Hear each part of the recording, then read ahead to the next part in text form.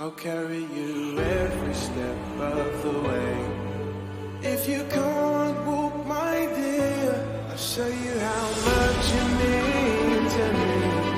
I can't live without you here, so let's replay the feelings we never lost. And listen to the wise man who told us it could be rushed. Let's not tell before we return. Let's stay here within our love.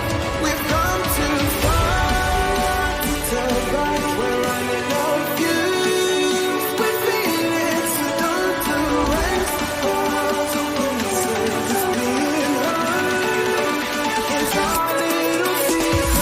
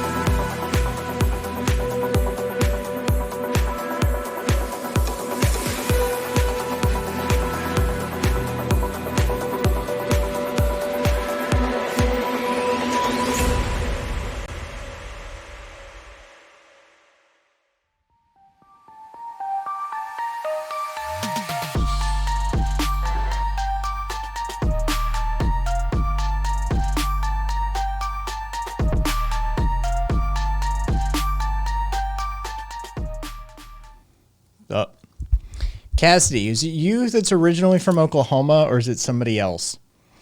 What's up, everyone?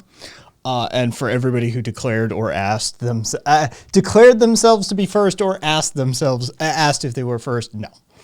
Nor are you second. There were multiple people here, well before you. Oklahoma for several years. Okay. I was just reading a story out of Oklahoma that was pure rage fuel. It's me, I'm first. Exactly. Momo, despite showing up 30th even or 100th, Momo is first. That's how it works.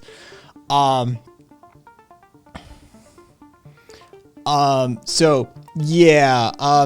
So a guy walks into a hospital.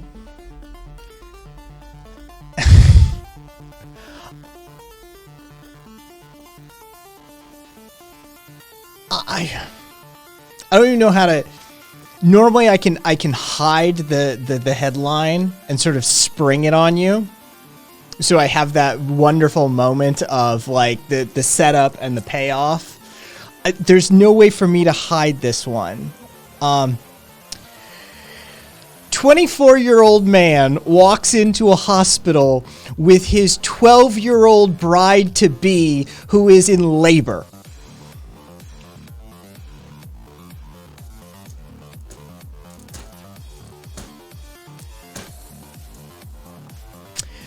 So, the hospital, of course, calls everybody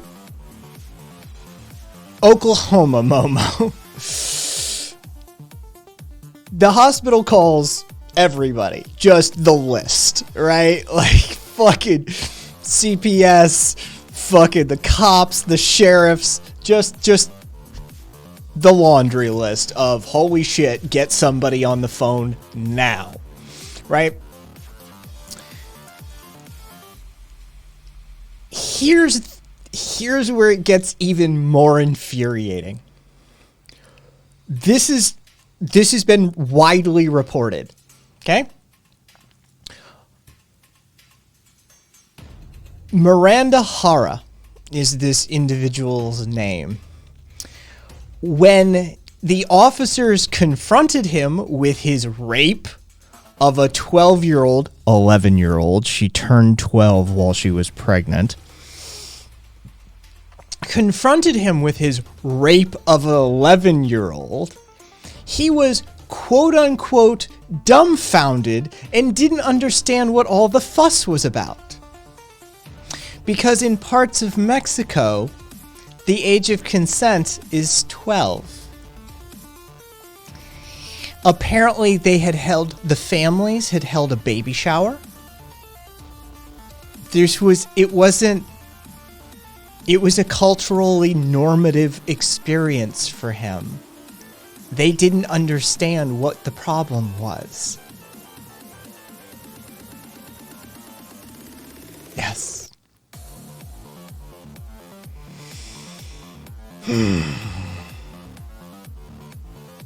24, Cassidy. He is 24.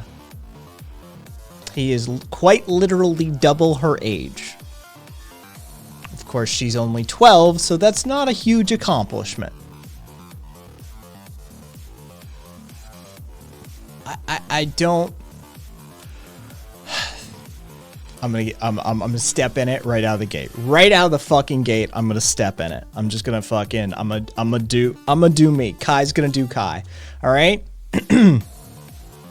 Oh, hang on. Not all culture is equal.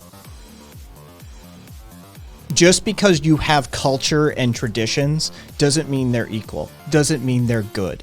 Doesn't mean that they are the equivalent value and should be valued the same as somebody else's culture. I'm sorry. If it is a cultural norm for you to impregnate 11 and 12-year-olds in 2021, that's an inferior aspect of your culture, and we need to have a conversation about it. Sorry.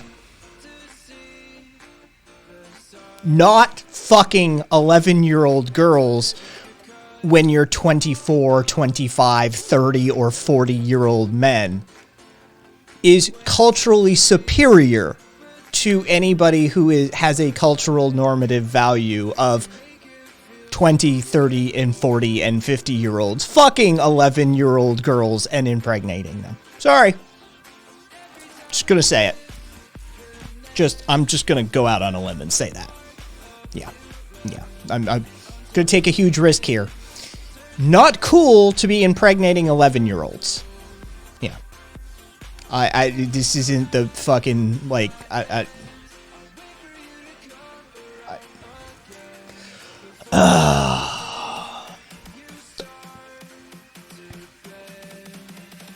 Cassidy, he is at least. We have no details on the girl because privacy laws. I mean, she's fucking 12, for Christ's sake. Like, we don't know anything about her, as we shouldn't. Ninja, we've talked about this before. My official stance on age of consent, if you actually want to have the conversation, is 25. Yeah, there's premarital with it. Right there. 25. That's the channel statement on age of consent is 25. Drugs, alcohol, military service, loans, sexual consent. We can rubber band it to people in the same age group, but as far as anybody over that age group is concerned, 25. If you're 23 and 23, cool. If you're like 18 and 18, cool. If you're 16 and 16 or 16 and 50, cool. But as far as I'm concerned, if you want to actually have this discussion in a realistic manner, then we need to take into account neurological development and brain and the psychological development of human beings. And we know that this is not even close to being complete until around 25, sometimes upwards of 30 we've seen even, but 25 is my statement on that matter. Anything other than that, it just gets weird and creepy. Where do you draw the line? How do you draw the line? Yeah, it gets really fucking weird. Oh yeah, Krusty, for sure it gets weird. Yep, Cassie, development of prefrontal cortex for decision making. Yeah. That's so there you go, Ninja. That is my official statement on age of consent is 25, and I would push everything up to 25, straight up military service, all that sort of stuff. Yeah, you're not capable of making those sort of long-term decisions without the prefrontal cortex being fully developed. It's just, I mean, this is just like Psych 101 territory.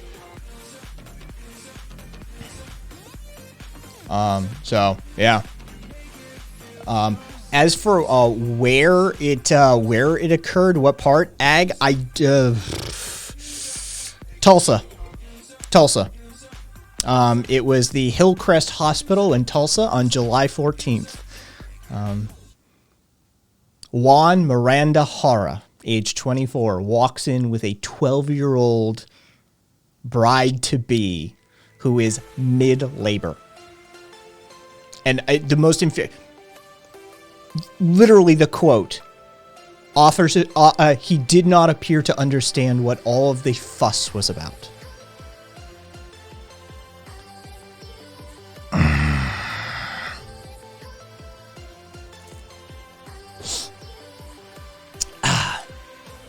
Sure.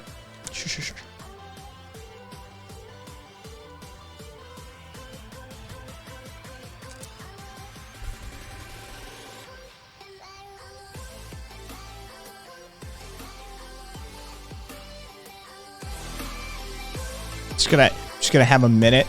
Just give me a minute to just sort of.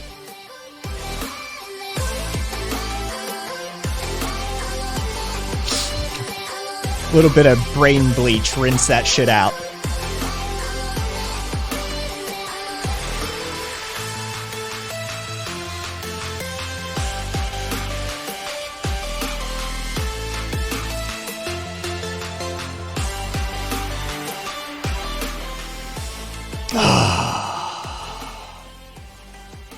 Why is the UN coming to America? Coming? We basically helped establish and create the UN. We pay the primary amount of dues for the UN, and we established the international headquarters for the UN in one of our major cities. So what part of that is coming to America? Seeing as it's essentially a front for a whole bunch of our actions, as well as based here. Seems a little bit of nuance. Yeah, Ninja, isn't the UN in the Lower East Side? It is. So, what part of that is coming to America? What part of that confuses you? Either way. Oh, my contacts have been kind of obnoxious today.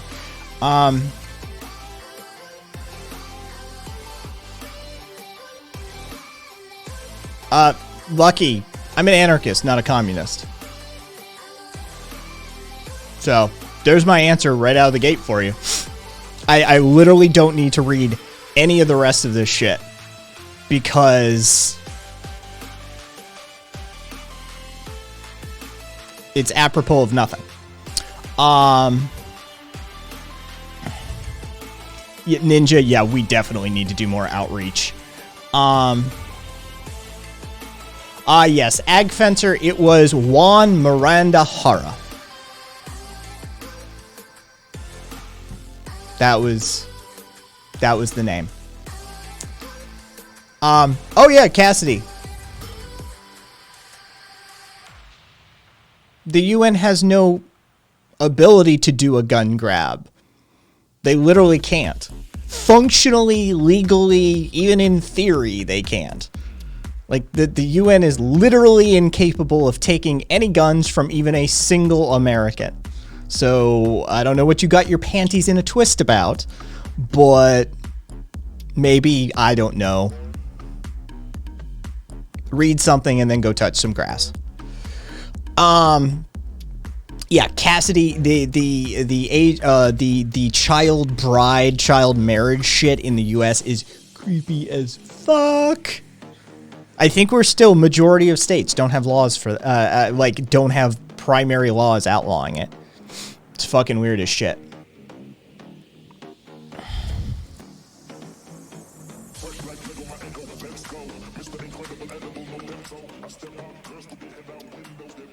Yeah. Yeah, Cassie. Yeah. Parental consent in most places. There's been a few that passed laws. Let me see who what is up these days. States. Okay, so 5 states have a minimum age of 15, 10 states have a minimum age of 17, 21 states have a minimum age of 16, 3 states have a minimum age of 15, 2 states have a minimum age of 14, those would be Alaska and North Carolina. But there are, as already stated by Cassidy, exemptions for parental consent, acquiescence. So when you get that sort of like religious cult shit going on, all that goes out the window.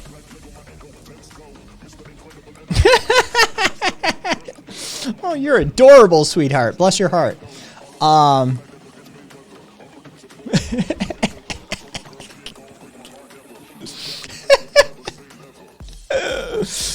Oh, read a book. Read anything. I touch grass, motherfucker. I can make just random declarative statements too.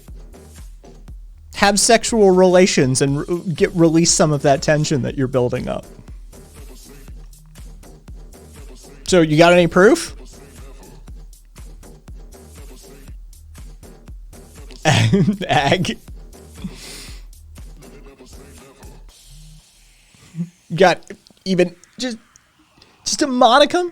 Hey man, you got any proof, man? You got any of that proof? Yeah, I'm fucking jonesing for that proof. Yeah, see, that's not how things work. So we're just gonna ignore you now. Anyway. AJ. Yeah, oh yeah, no, it's always, I can fucking hook them these days. These days, I can bait them out pretty quickly. Saying shit like science fact, men in skirts, more manly, and then wearing nail polish on stream and shit.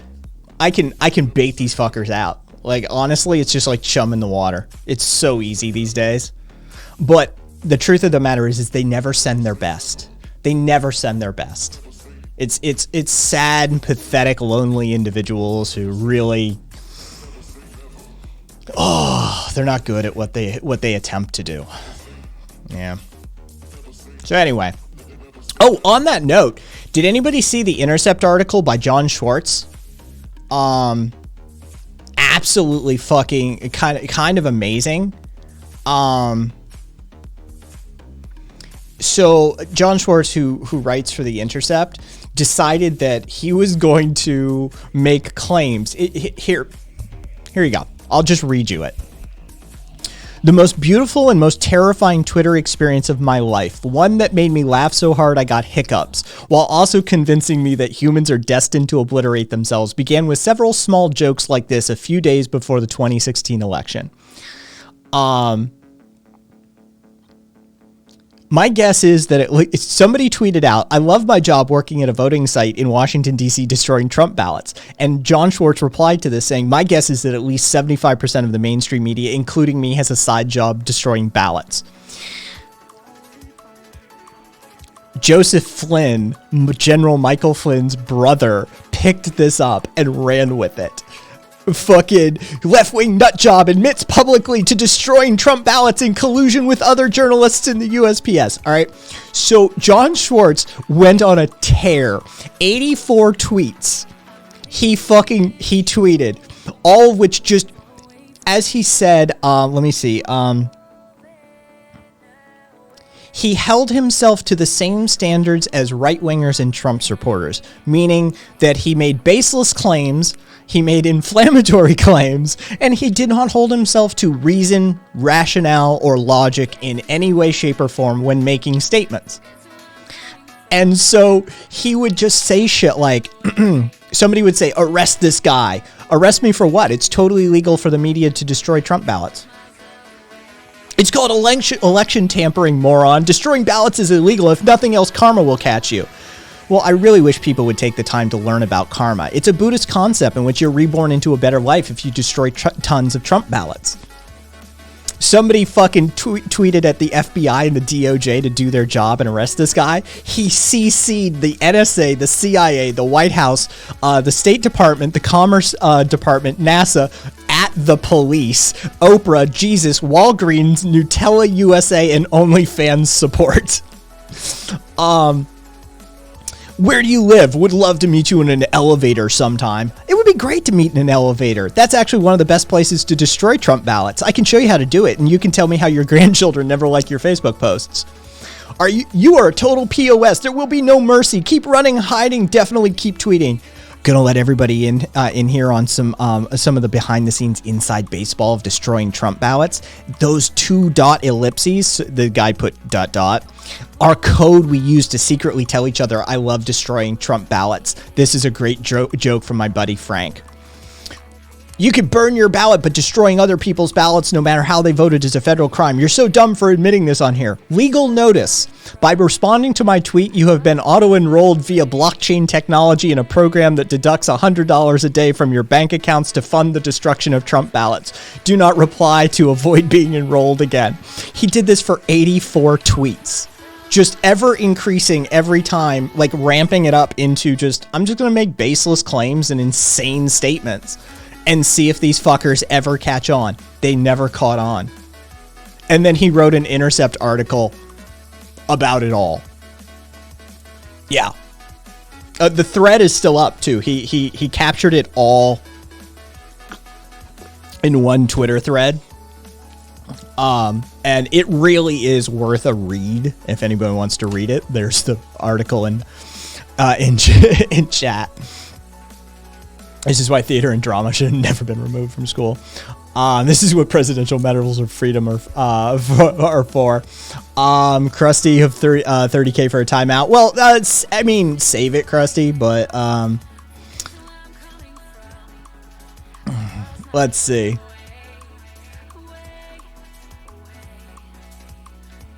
Fucking adorable. Hey, Zippy.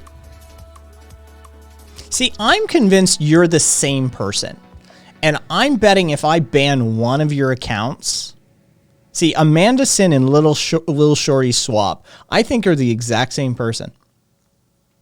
That's my working theory off of that one. Or at least working in tandem. You're a pair. You never don't show up together. And you always have, you always work off of what each other say. So you're either the same person or you work together in a team. So. Hey, Jack. Weeping troll trying for a rise, honestly.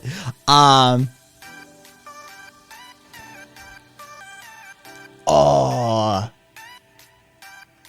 Let's see.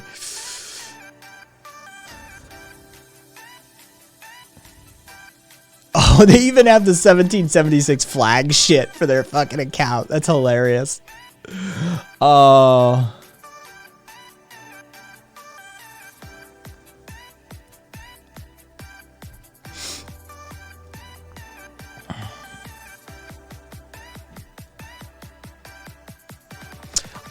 Let's see. What would I wear as a wig if I wore a wig? Oh, I'd go like with those metallic shiny things. Like, you know what? Let me find one.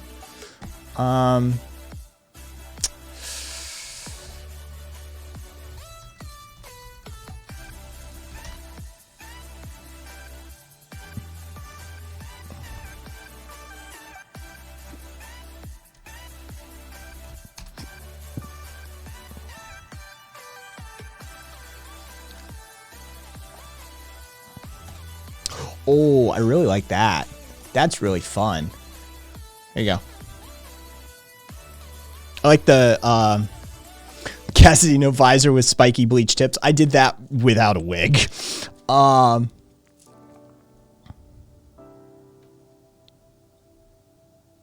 I really like the color palette on that. That's fun. In another life, I would have just done that to my hair. Nice. Yeah, it is. Well, I mean, you've got the darker streaks going on, but definitely in that, definitely in that territory, Cassidy. Wakes her on, squeeze your head. Shut up, what I can do. Fair enough. It's CMY Kid Ninja. I do too. It's very colorful, but then again, I'm partial to colors. Yes, you are. I like colors. It's got clip-on ponytails too. Hey, info. Hey, free press. You keep trying, but man, it's not gonna work. Like, this is the wrong group to try that with. We have an immune system for people like you. You are not good at what you do. Man, I could point you to a few channels where your shit would work. I mean, it's fucking rudimentary. You're 101 trolling territory. But I mean, I could point you to a few channels of where it would work. You'd catch bans pretty quickly. You'd get a rise out of people. But man, that shit doesn't work here. I'm sorry, we got too many goddamn adults in my community. Like, it just...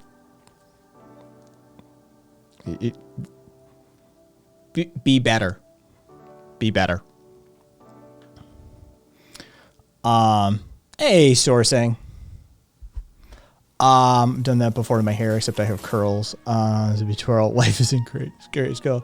I just got here. Why is that troll so boring? They don't send their best. They don't send their best. Or maybe this is their best. That is their best. What is the old good, better, best, never rest until your good becomes better than best?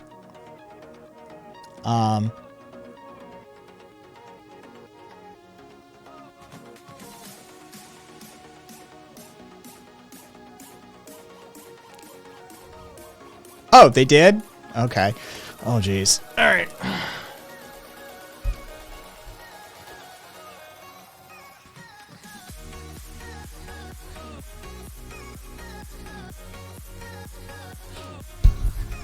Even gave you a little extra leg there. Look at that.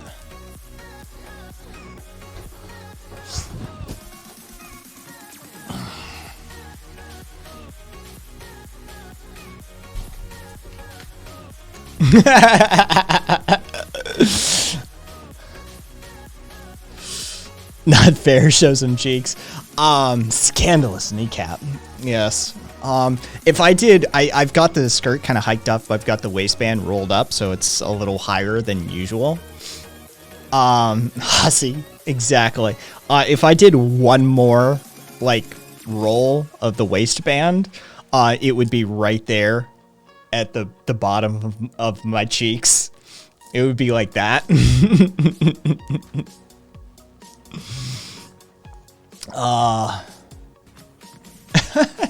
Marital.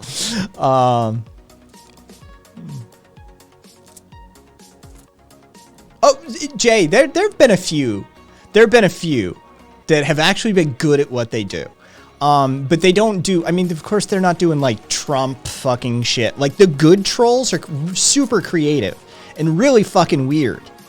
The best trolls have like, sort of an avant-garde, abstractism to what they do. The good ones really kind of avoid political trolling because it's difficult to do well. It's just hack material. So yeah, we've had a couple. There was two that spring to mind that were working as a team, and they would play off each other and say the craziest shit. And we all agreed. We loved them. We loved what they did. I praised them.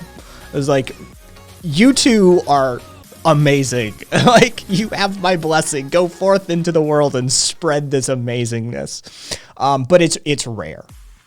It's rare you get somebody who actually knows what the fuck they're doing.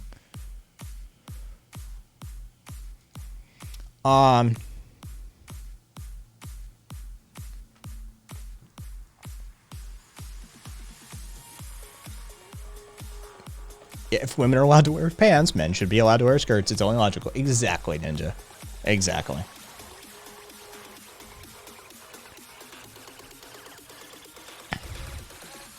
Let's see. So, you know how we were looking at the Trump Freedom phone the other day? Yeah. Tons of red flags. Some tech professionals finally got their hands on it. It's manufactured by UmiDigi, a Chinese tech company that's got huge security flags all over it. Their secure, uncensorable app store that they talked about. Yeah, it's an open source app store alternative that just loads the Google Play Store behind the scenes. The whole thing was a shit show.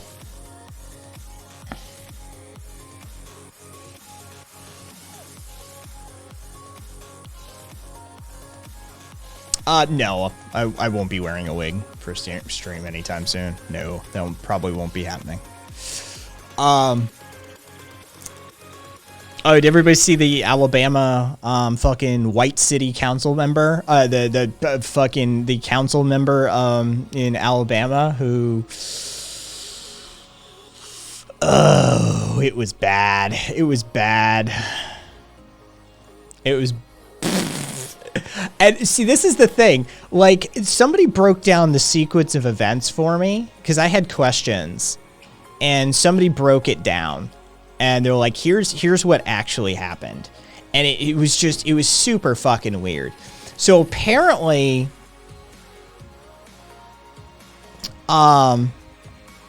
here's okay. So here's the headline.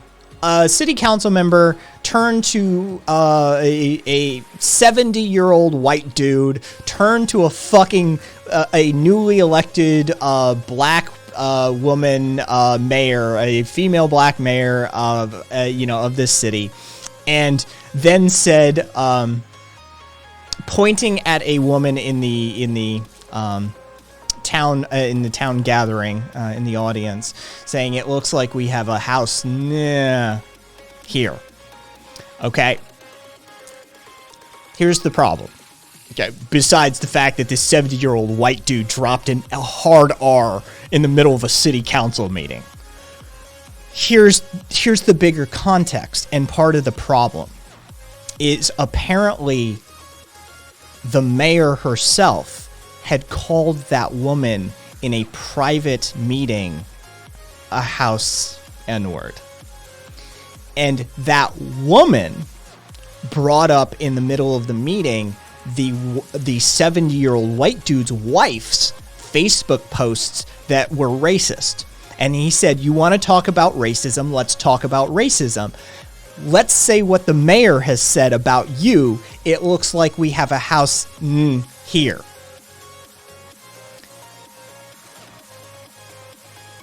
Which creates a whole other set of circumstances we need to talk about, right? Like, it isn't just a old racist white dude dropping a hard R in the middle of a city council meeting. This is some bullshit all around. And yeah, it's a fucking shit show, right, Momo? Like, that's a fucking shit show and a half. Yeah, the guy used the martyrdom break. Yeah, fucking up. Yeah, it was bad. It was bad across the board. It was like, woof. Yeah, because I was like, what is the context? And somebody literally, because they had videos like an hour and a half. I was like, I'm not watching this. Can somebody give me the highlights? And somebody broke it down. They're like, here's the sequence of events.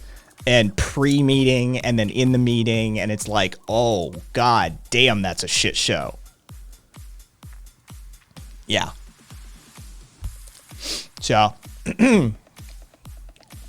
you'll be hearing you'll see that headline making the rounds one way or the other, but there's some additional context. Yeah, the mayor herself had called the other woman that behind the scenes.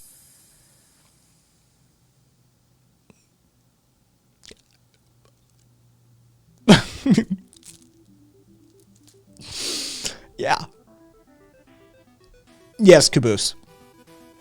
The mayor herself is a black woman who said it apparently about another black woman. Yeah. Yeah. And the black guy, when the woman in the audience called out the gentleman's wife's racist tweets on Facebook, he straight up fucking, like somebody said, the martyrdom perk, like, yeah, all right, let's do this.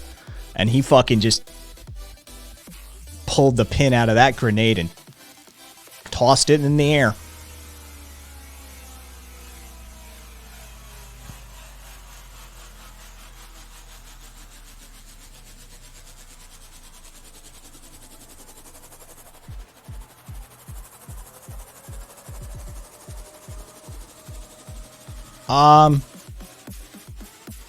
Let's see.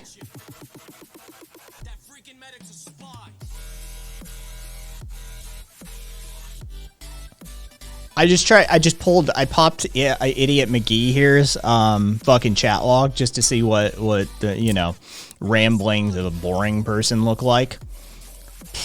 Man.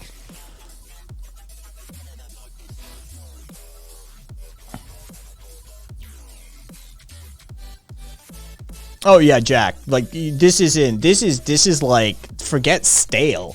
This is spoiled. Right? Like this is just fucking years old, fucking decayed meat shit. Yeah, Momo, it was boring as fuck. Yeah.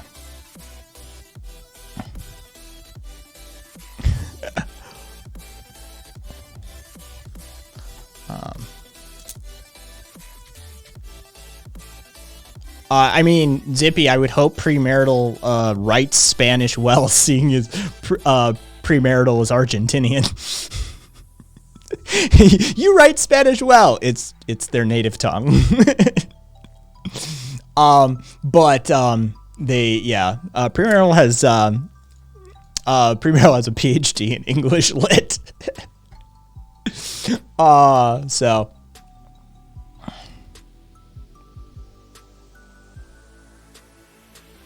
Free press.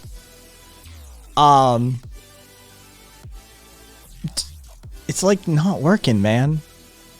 Shift gears. Change it up.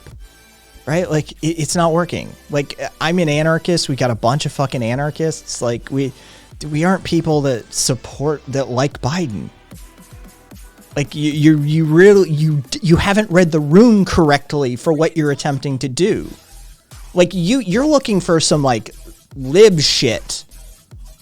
This is the wrong place for what you're attempting to do. Like, you apparently don't understand what anarchists are about. The fact that you're trying to, like, saddle us with Trump or Biden, like, you clearly just, you're not good at what you do, man. I'm trying to help you out.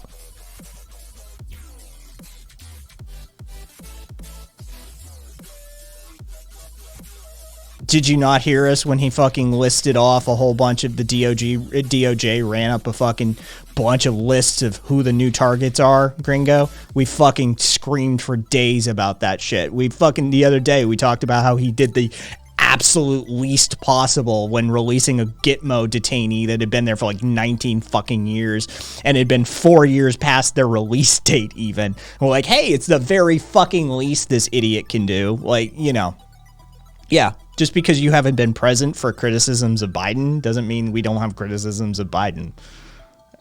That's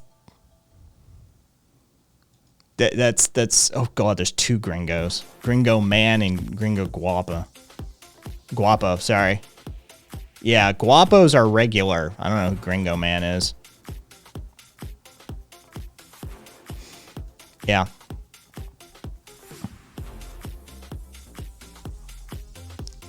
Ninja, did it hurt you just to, did it hurt you to type his name? Did it cause you, like, physical, like, pain?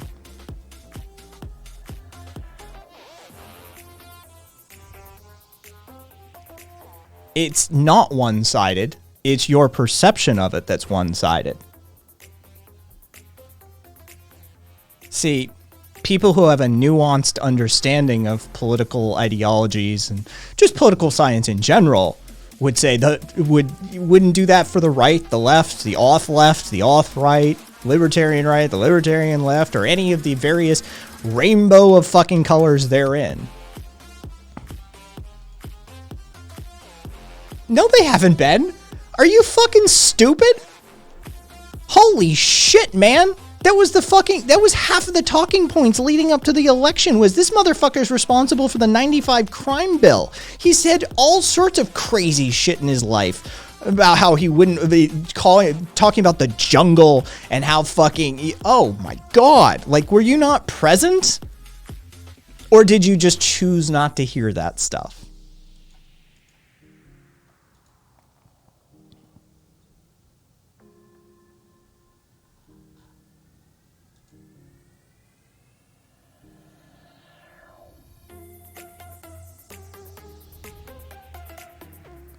Need some aspirin or a lobotomy. Ninja, yes, Mama, I need all the drugs, please. Hey, Ace. Oh, my Ace.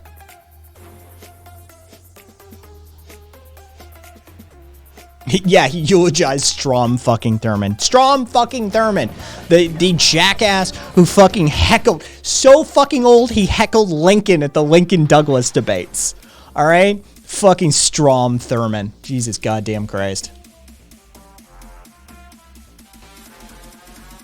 Warzone 0 winner. Does that mean you've won 0 times in Warzone? Either way. Thanks for the follow.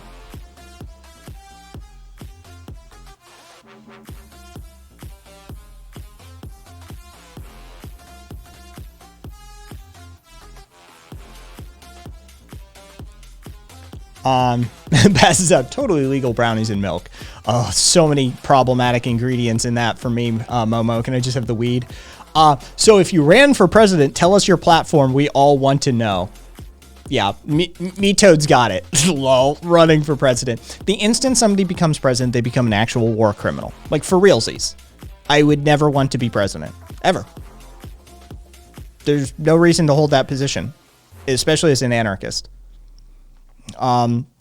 If it were thrust upon me, without my choosing, the first thing I would do is start using the power of that office to dismantle and to get rid of a whole lot of stuff. First thing I would probably try and do, I would try and dissolve as much debt as possible. Oh yeah, all the student loan debt, that's fucking gone overnight. I just signed that away with a pen, which you could do. The president actually could forgive all of that sort of stuff. I would probably draw down the military to a huge fucking degree. I would, oh yeah, there would be, the DHS they'd have some issues too. ICE, I would hamstring all of them using as many powers of the pen that I could. Yeah, if it were thrust upon me, yeah, I'd hamstring the system. I'd use some straight up Saul Alinsky tactics to make the system fight itself for the next 10, 20 years. Yeah. I'd do as much debt forgiveness as I possibly could, Zippy. Anything that was legally within the power of the office, I'd be like, yeah. Let's fucking undermine all of this shit. Yeah.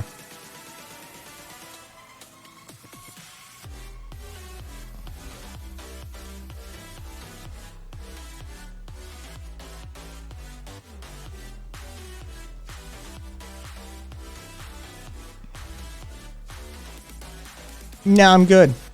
I indulged you once. Zippy.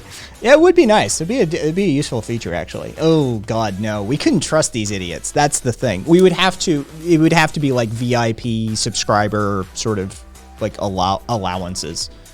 Yeah, we'd have to that. Yeah,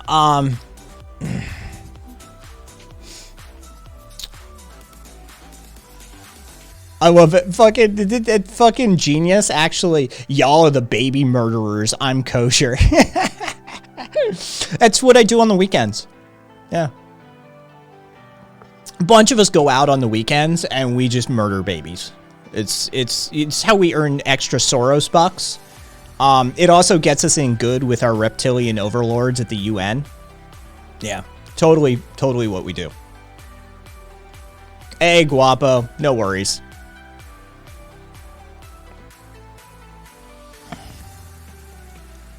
Sourcing, I haven't killed any babies in years. The halcyon days of yore, right? Sourcing. Back in my college days. They don't care about the babies. See, that's the thing.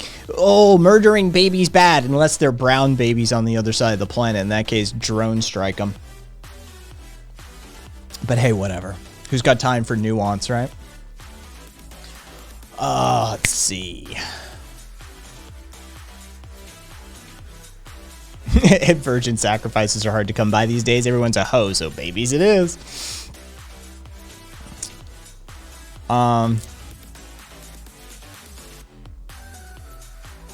It feels like ages since I've ritually drowned a baby in the blood of its own mother in the name of our Lord and Savior, Jewish Satan. Oh, premarital.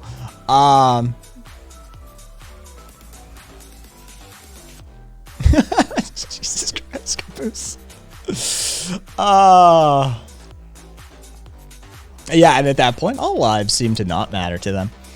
Hey, Psycom, we're just fucking, yeah, I did nonsense. We're just dunking on, like, there are, like, a couple of trolls in chat right now. We don't know how many of them are, actively, like, I think there's 2 on the hook right now. We're just punching down. They're not good at what they do, so we're just having some fun with them. Yeah, so, welcome.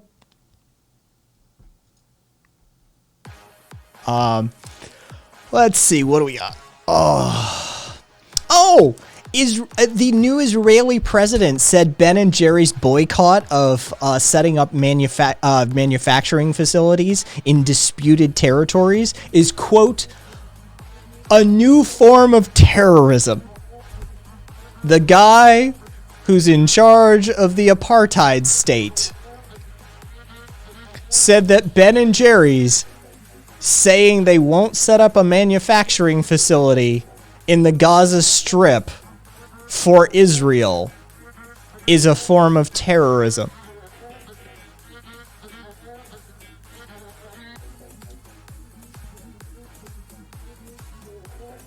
Oh, that was Isaac Herzog, Ninja. That was Isaac Herzog. It was the new one.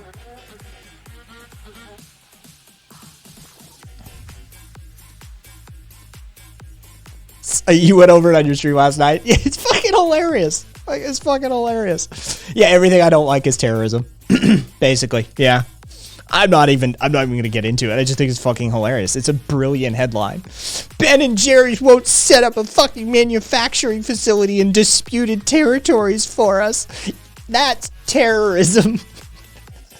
Fucking hey, man. Hey, Guapo, thank you for the biddies. Ben & Jerryism. Thank you kindly for those biddies. The free market is terrorism. Yeah, exactly.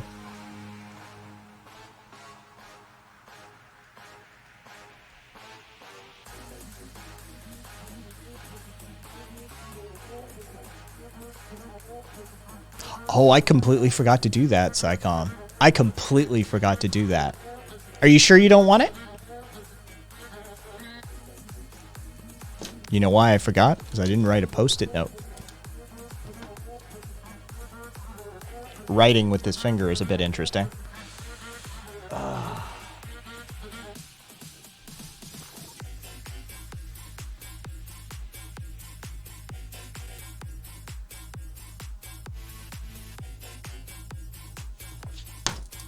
There we go.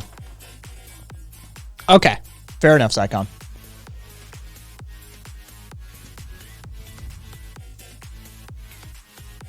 Authoritarianism is a hell of a drug. So, fun fact. Missouri held a private hearing. The Missouri Legislative Committee on Monday held a private hearing on how educators teach K through 12 students about race and racism. Fun fact. No black parents, teachers, or scholars were invited to testify or join the committee. It was an invite-only hearing on critical race theory, in which nobody who was more, even strenuously beige, was allowed in. It was the whitest of the white.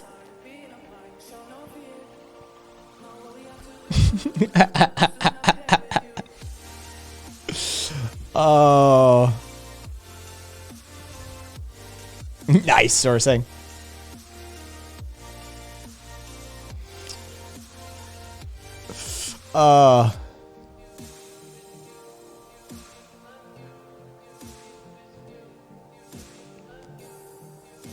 No, Ace, but that doesn't surprise me. My only question is, did Kamala have something to do with it? Because she's got quite the reputation for doing that sort of shit. Drop me a link, though, and I'll look at it.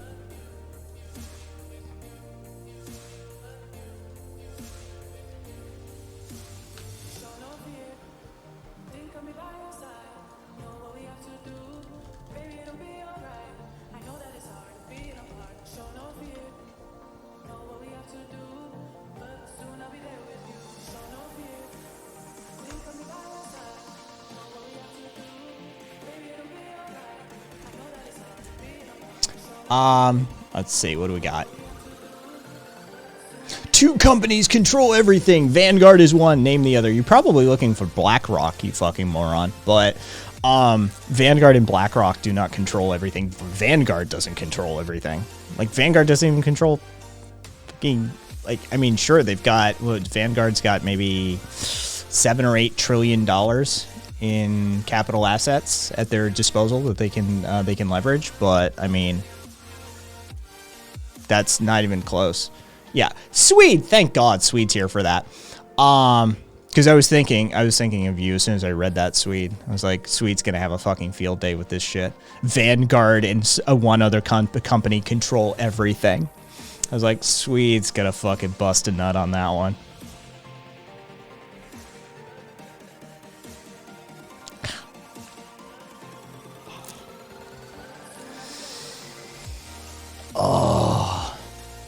Oh, and Krusty, I did pop that link you sent me. I'm gonna give it a look later. It was a bit of a fucking list, but I will give it a look.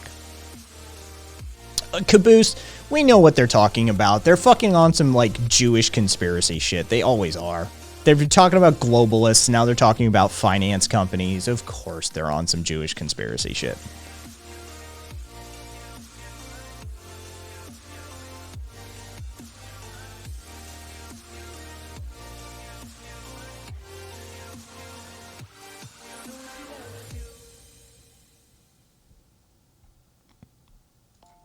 I just, you know.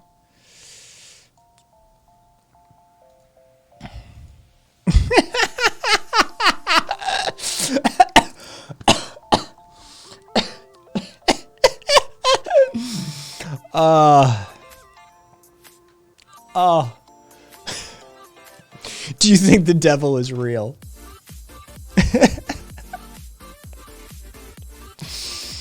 Oh my God, bless your heart. Oh. Oh, you're just a special kind of dumb, ain't you? Multiple people, multiple of you fuckers all like stand up fucking Spartacus style. I'm the devil. No, I'm the devil. No, I'm the devil. Ain't nowhere.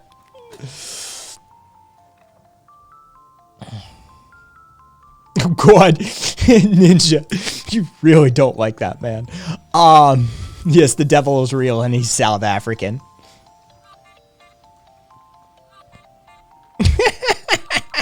At least you're making me laugh now. At least you're. I don't know. Did Lil Nas X kill the devil or get fucked by the devil? Whatever.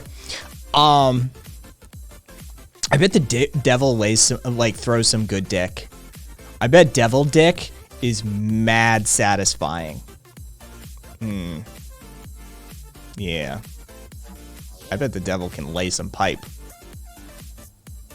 I mean, with all the, like, hedonistic fucking perverts and degens that have been going to hell for generations, he's had to have picked up a few tricks, right? Like, that motherfucker knows how to swing.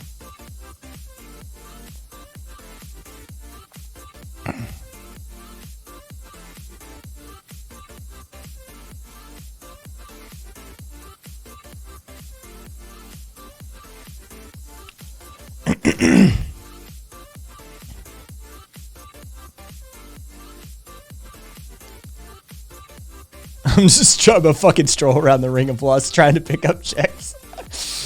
Caboose, tell you what, we can wingman each other. We'll split the horny perverts of the realm.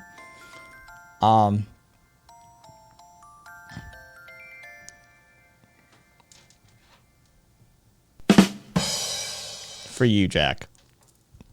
For you. Oh.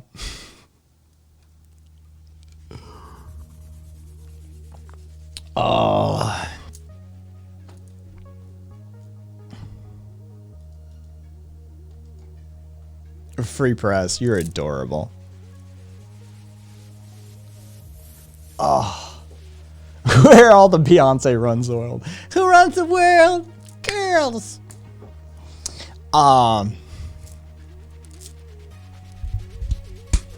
Yeah, free press, can you prove that we exist? Are you how are you going to prove you're not just a figment of my imagination? Prove you exist. Please. Get right on that.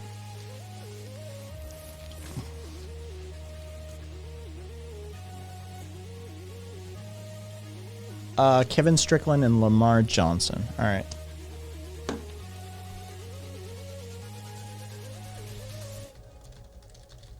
I am who I say I am.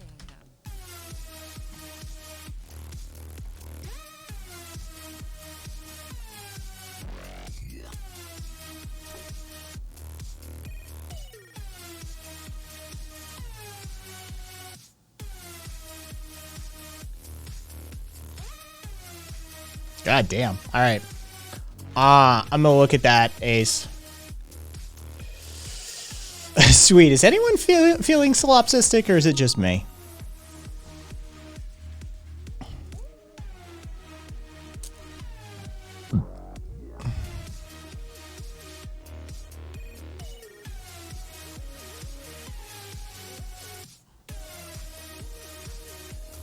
Jack, it's a philosophical position that nothing outside you exists.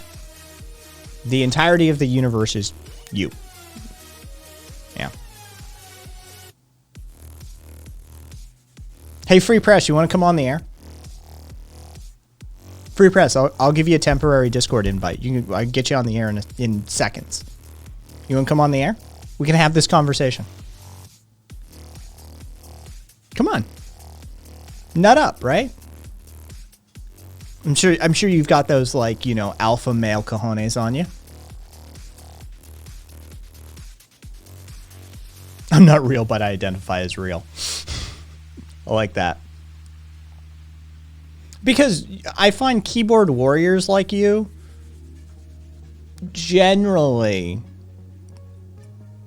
chicken out the instant they get called out. Come on. Yes, Zippy, it's solipsism. Yeah, that's what it's called. Hey, King Fatio.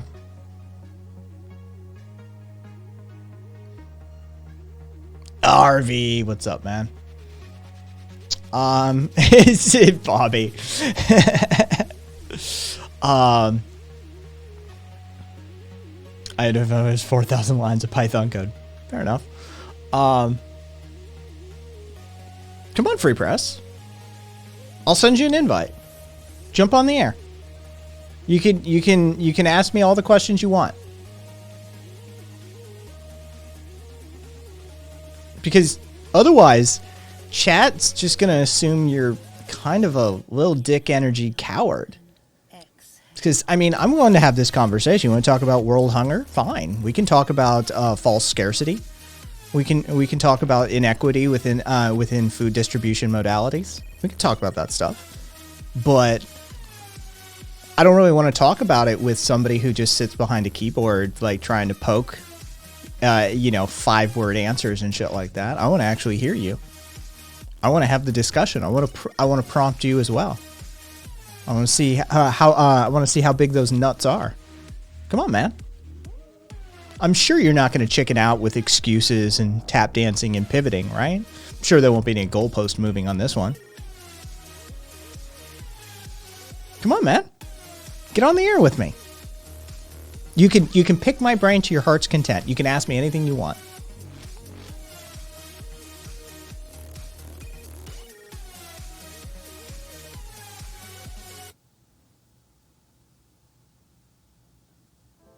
I know, right?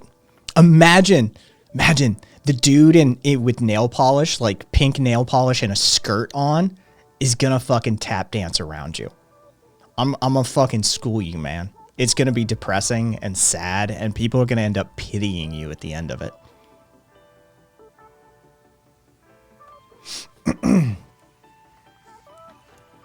And you all know what comes now, right?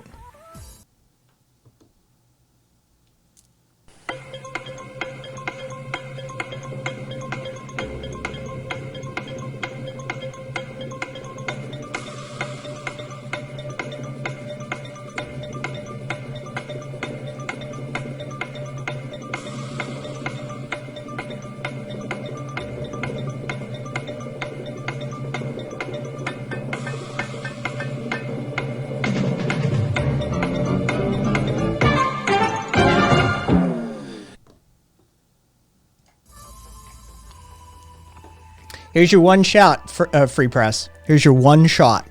After this, if you do not come on the air, what's going to happen is you're going to catch a ban. This is your one shot, man. You can ask me any and all of those questions, but you have to do it on voice chat.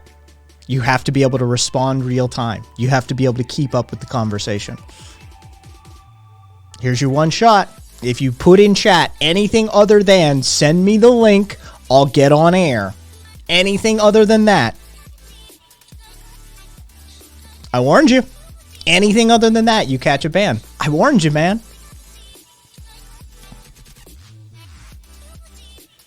Me too. Yes, it is coercion. It's 100% coercion.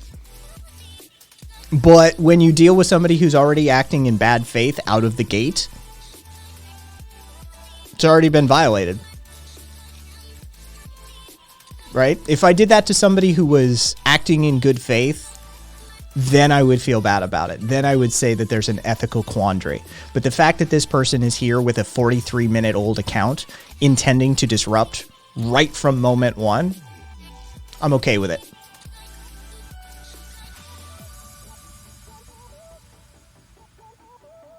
Yep, Caboose, check off Cowardly Chud. Yeah, if you're running a bingo card, you can check off Cowardly Chud. Yeah, that's the thing, is if I did that to somebody who was just asking me pointed questions and I was uncomfortable answering them and stuff like that, yeah, that would be a violation of my own ethics. But somebody who is literally there with a troll account that is not even an hour old, who has been just saying bullshit the entire time and like gaslighting chat, yeah, no. I have no problem issuing a coercive ultimatum. Yeah, and not even a good troll. The greatest sin of all. A boring troll.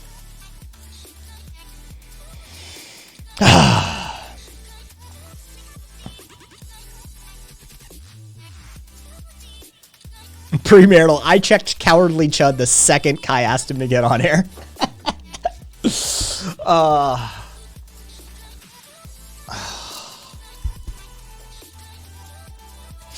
Aost. Ladies and gentlemen, Alex Jones here for Proudly Radical. Since I owe Kai a few favors from back in the old days... shit, I probably shouldn't talk about that. Wait, why are you still recording? Fine. Just be sure to edit it out. Anyways, as I was saying, well, this is Alex Jones, and I just wanted to teach the proletariat a few things about anarchism. Anarchism isn't about chaos. In fact, it's quite the opposite. Anarchism is about the people. It's about solidarity and mutual aid. It's about removing unjust authority and hierarchies. We should all be anarchists. The world would be a better place. Now, I'm going to apologize again to all those parents whose lives I ruined because I'm such a douchebag. Jones, out. All right, Kai, this has got to make us even for that incident you helped me out with. Aost, that was a judgmental statement, and judgment is reserved for the Lord. Therefore, you just sinned with that statement alone. Welcome, Aost. Hey, Akashoga. You missed a couple of really boring, lame trolls. Couple of chuds. One of them just caught a ban because he refused to get on the air. Well, he didn't even refuse to get on the air. He just kept pivoting and fucking saying shit. It's fucking boring as shit. So yeah, that's sort of some really infuriating stories from recent news. So there you go. That's sort of, you know. Me Toad, the incident is your own headcanon. I've never once elucidated any details about what the incident was. The incident is up to you. There are community members who create new headcanon every time they hear it. There are some that have chosen their headcanon and it is just, that's what they run with. It's static.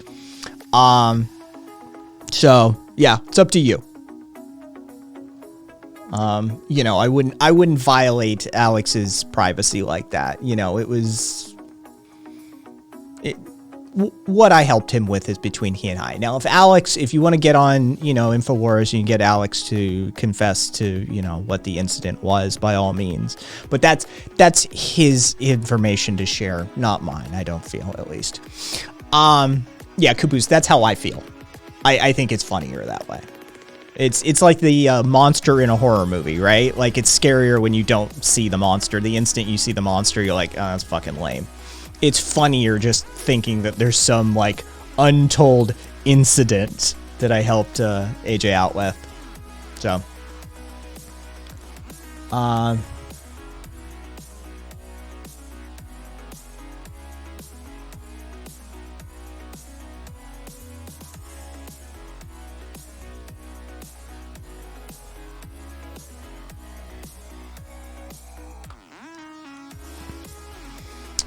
trying to crack the knuckle on my middle finger, but it's attached like down here to this area that, you know, is not exactly connected very well right now. Hey, Aost, you still there? I mean, you dropped a statement like all sin is bad and then sort of punked out after everybody jumped on you, like with the Hail Satan stuff, and then I biblically smacked you, dick smacked you around.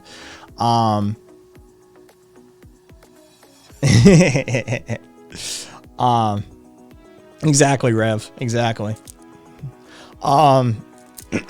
Yeah. Yeah, and Aost, if you want to come on the air and have a discussion, a biblical or a theological discussion. I mean, you're probably not capable of having a theological discussion, but maybe a biblical one. Yeah, Aost. I don't know. I haven't checked the user list in a second. User's still listed. Username is still listed, so yeah, love to hear from you, Aost. That would be hilarious. Anyway, let's see. I don't believe the Bible exists. Yeah, exactly.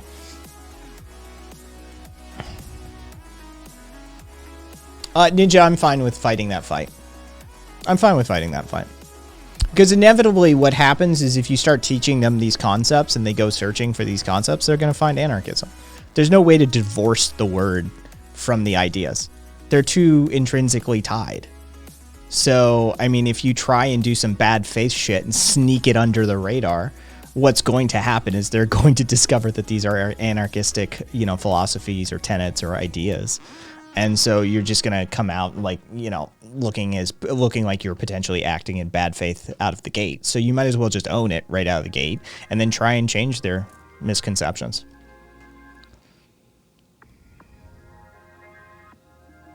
Well, but Ninja, that's not a problem with anarchism. That's just a problem with humanity. That's a problem with American milieu, right? Like that's a bigger issue.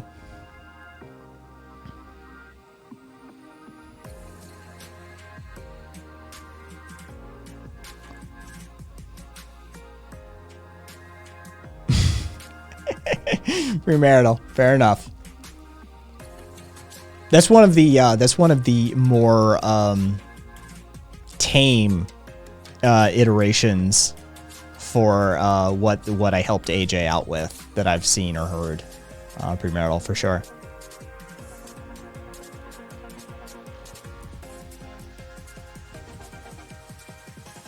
Duly noted, Scott. But yeah, it was more a challenge to somebody who came in, dropped a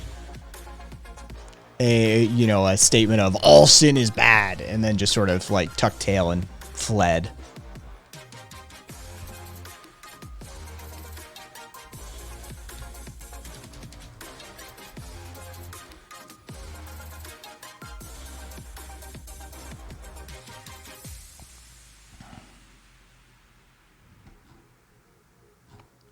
Let's see. Who's the high watermarks?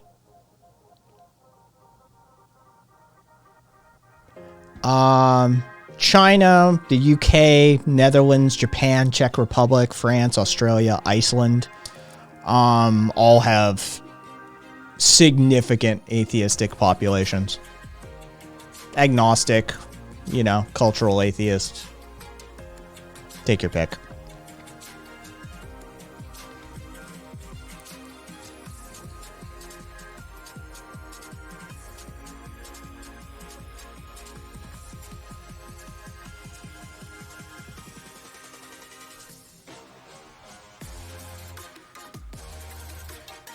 Half Homeland Ace. Half Homeland. Or not even, whatever. It's not even full half, right? Like, it's partly your homeland. Piece of your homeland.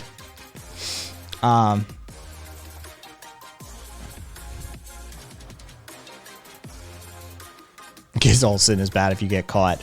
I mean, banana. Getting caught can be half the fun, depending on what you're doing.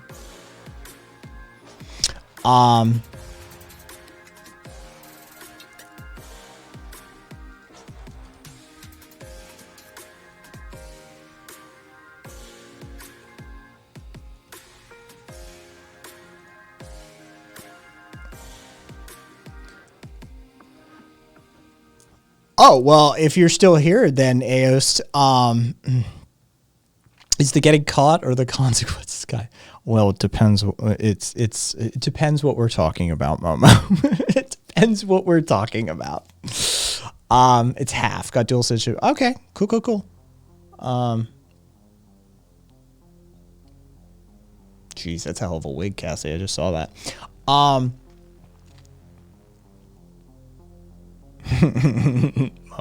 Caboose. Yeah, Aost. I issued an invitation for you to get on the air. If you want to discuss sin being bad, if you want to have a biblical discussion with me, I issued the invitation. All right, let's see what else I got. There's a couple of fucking pharmaceutical stories. The NHS was being overcharged. Okay, so here's what happened. Hey, Scott. A bunch of pharmaceutical companies started buying out their competition and then jacked the rates for their hydrocortisone tablets that they were selling to the NHS by 10,000%. Okay? They eliminated the competition by purchasing them.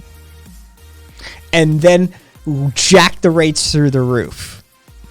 The Trust and Securities Commission or somebody like that basically said, knock it the fuck off, and now you owe us 260 million pounds because of what you fucking did. In that same vein, the Dutch authorities are busy fining an Italian pharmaceutical company called Lediant for increasing rare drug prices by more than 30,000%.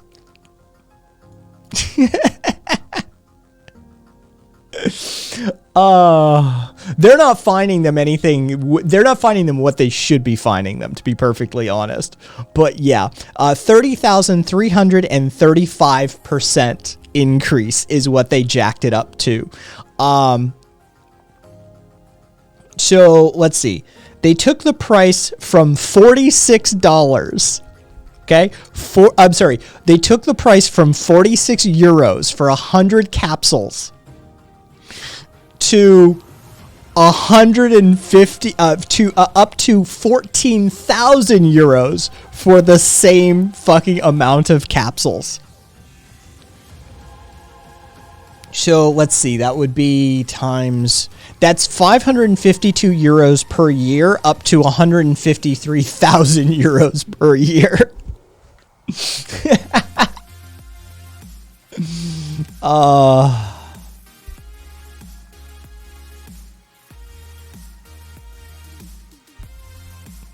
Scott, the reason I called you out is because they did exactly what they we know. This is the problem with your entire ideology is you expect in this vacuum of laissez-faire capitalism that everybody's going to behave themselves, I guess. But we know monopolistic tendencies exist even in the purest forms of capitalism without state intervention. And there's very little you can do when they get to this size. And you have no answer to reset this shit. So ultimately, yeah, in the case of Britain, the pharmaceutical companies bought out their competition, eliminated the competition, and jacked the rates through the roof. I mean, that's 10,000% in the case of Britain, 30,000% in the case of the Italian company. Yet you say that, but we know that in the absence of even the state, this is their behavior. Like, that's the thing.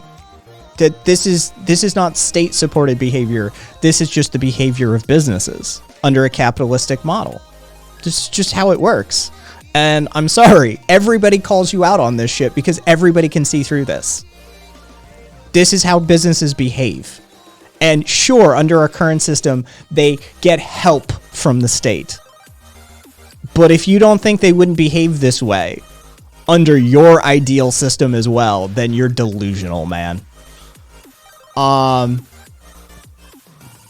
Did everybody see the secret underground prison that was discovered outside St. Petersburg? Like straight up black site. They discovered a secret underground prison right outside of St. Petersburg, Russia, and shortly after the discovery gained traction in Russian media and nearby residents started to travel to visit it, the investigative committee, which is sort of like an FBI agency under Putin, they answered directly to Putin, by the way, came in and demoed the site. They literally blew it up. Yeah. Putin's private agency basically came in and fucking cleaned it. Oh, by the way, fun fact. They had a crematorium on site.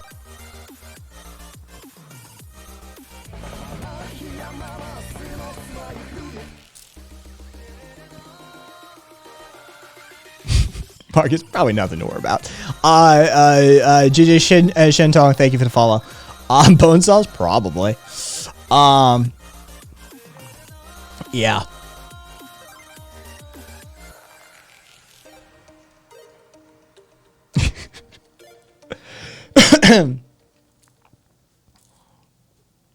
Oh yeah, for sure. Gulag for sure. Like black site torture prison and shit. Like, you know, we've got ours.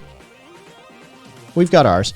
And while we're in Russia, let's go ahead and mention the airpocalypse. Yakutsk. One of the worst air pollution events ever recorded. Basically a heat wave in Siberia has just kicked off a whole host of forest fires. Heavy particulate matter, chemicals, ozone, benzene, hydrogen cyanide, 320,000 local residents stay the fuck indoors, the local authorities said, to avoid choking on the blaze, fumes from the blaze. But on yesterday, live air quality monitors for Yakutsk measured the 2.5 parts per million at 395 micrograms. This falls into the extreme category that scientists colloquially call airpocalypse. It basically means immediate and heavy effects on everybody. Oh, no, Caboose. This is way worse. This is way worse. It is 17 times worse than the worst polluted cities in India and China. This is a level of air pollution that, yeah, it is intensely thick. Let me try and find you some.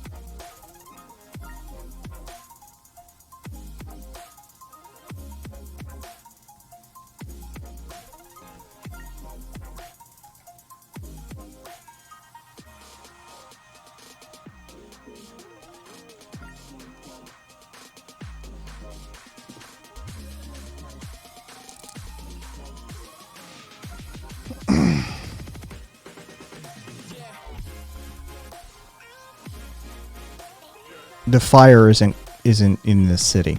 I know this looks like there's a fire burning like one street over, or the fire's like right behind us. The fire is miles and miles and miles and miles away from this location.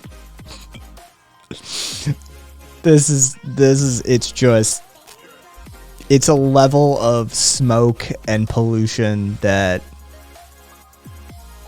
you can't even begin to comprehend.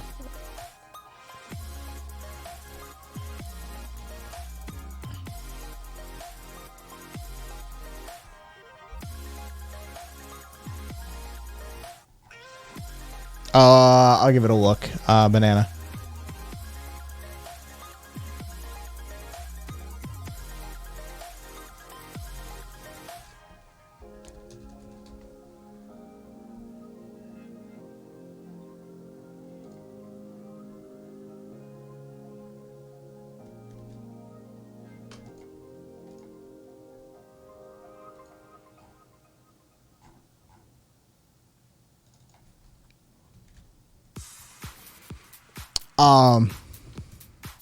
I'm having trouble breathing just looking at it.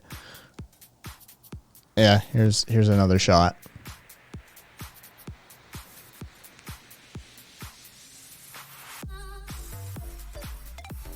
In the Frolic record, Ninja.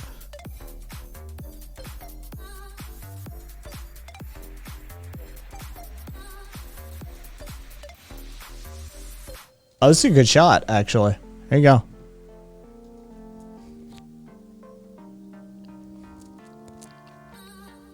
That's the sun.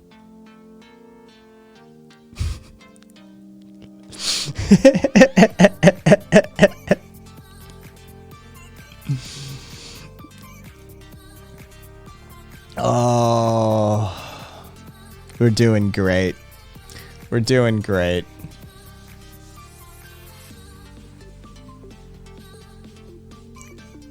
No, I didn't see the Picatinny purchase.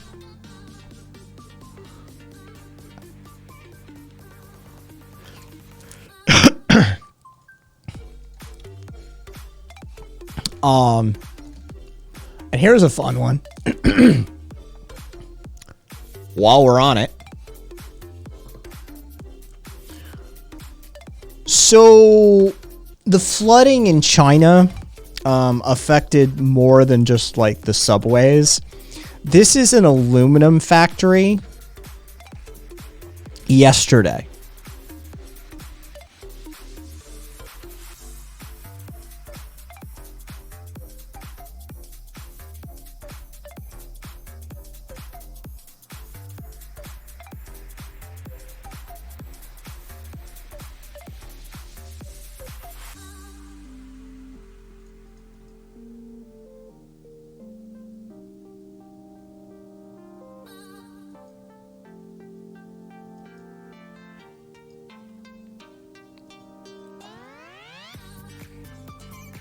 No worries, Kant. Thanks for stopping by, though. Oh, you'd be surprised the things that can be caused by taking power systems offline, Cupcake.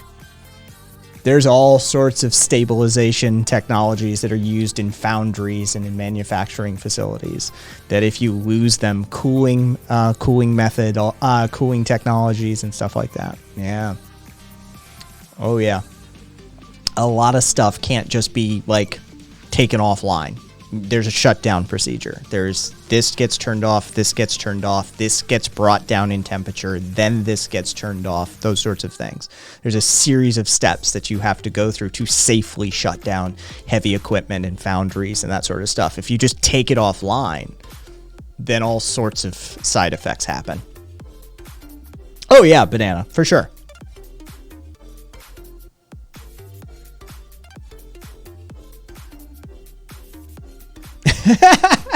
Marital. Because one of those things is real and the other you can't prove. Trans people exist. Prove to me God exists. One is made up. One is a fiction. One is a story that you tell your children to scare them into behaving for you. And the other is human rights.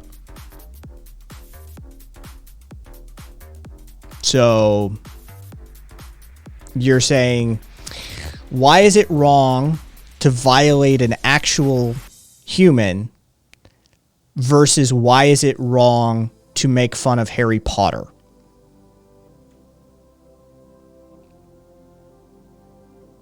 If you can't see this, then, I mean, good luck to you. We all know China has the world's best occupational safety records. For sure.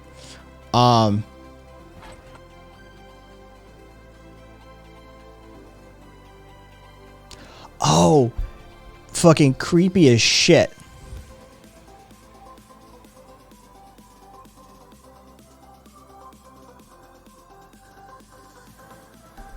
Cud was never alive, so.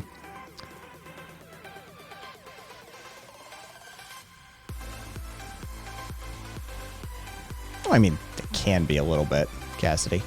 So like a Catholic Church official, he's the top administrator for the U.S. Conference of Catholic Bishops, fucking resigned because private cell phone tracking data was used to track him on Grindr into gay bars. Like, look, all right, he wasn't banging kids. He wasn't banging kids. So for once, right? He was just getting his gay on. And he, like, literally, he should have just let Biden have his communion in peace. It was this pillar group that analyzes mobile data, and the data obtained from the vendor, and then used for an independent data consulting firm, basically was able to identify an individual. And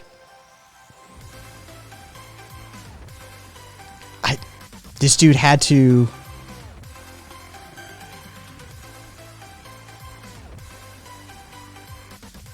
I'm not a fan of this. I'm not a fan of this. Apparently he used Grindr on a near daily basis, by the way. Just saying. Dude was getting some. But yeah, he's super creepy. Super creepy.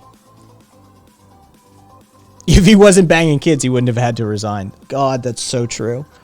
That's so fucking true. Oh, God, that's a fucking nightmare and a half. That literally didn't even click really for me, Zippy. Because he was banging dudes of legal age, he has to resign in disgrace. But because had he been fucking steady banging 11-year-old altar boys, he'd still be a fucking bishop.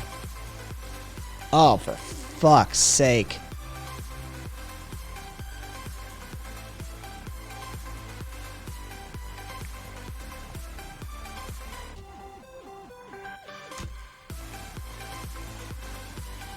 Monsignor Jeffrey Burrell.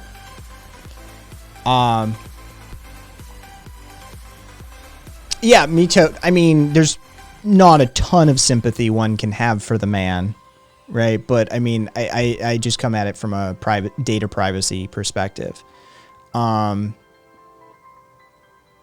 okay. Not cool with it. Not cool with it. Yeah.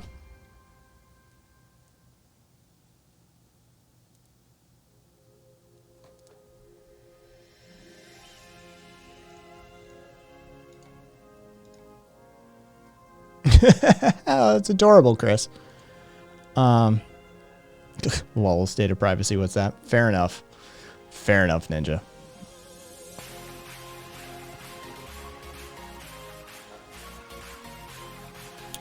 And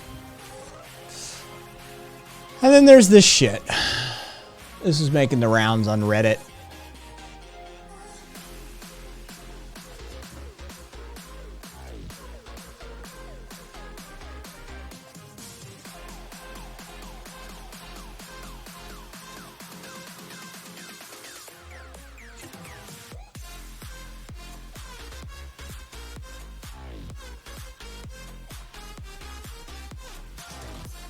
That's an Amazon ad. That's that fucking Tomorrow War. Yeah, fucking Tomorrow War, and what is that? Like Hungry Jack or McDonald's or some shit like that? I can't identify what fast food fucking one that is. But yeah, you're sitting at the beach, enjoying a nice day out, and there's capitalism at it again. A fucking digital billboard on a fucking boat. Right past. No safe is space. No safe is space. No space is safe. No space is safe.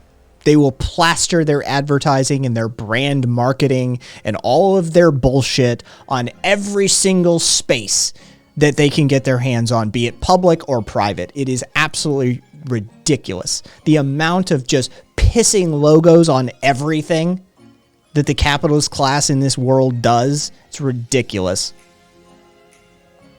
Don't really know. I think that's 7-Eleven.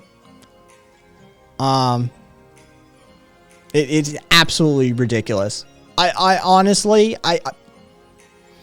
the thoughts I would have, the thoughts that I have now, but the thoughts that I would have if I fucking were on that beach and I saw that shit, I'd be like, where do I rent a jet ski from? I'm gonna fucking drive a jet ski into this shit. Like, let's just, and just pop off. Fuck that shit. Holy fuck, man.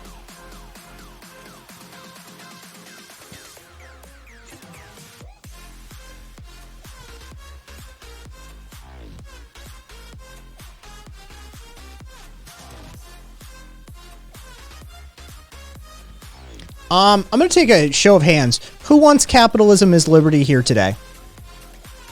Does anybody? Does anybody want this motherfucker around? Because I'm okay, like, giving him, like, a 24-hour just... Yeah, Aos, you literally don't count.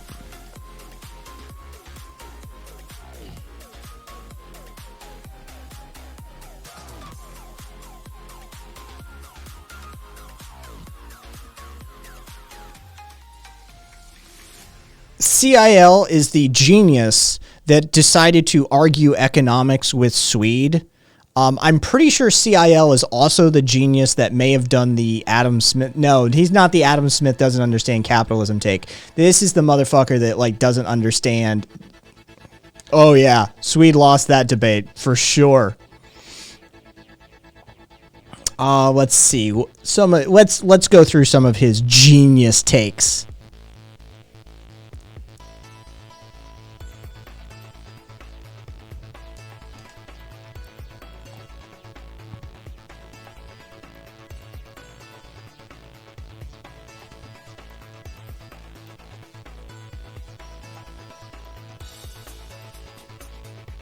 Oh, he doesn't understand ownership.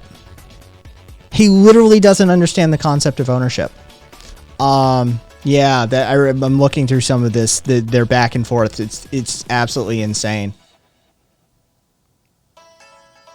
Yeah, they're like a 20-year-old. They're like a 20-year-old physics major who doesn't understand economics but wants to argue with somebody who has dual degrees in economics and finance who is currently pursuing a PhD in economics. Yeah.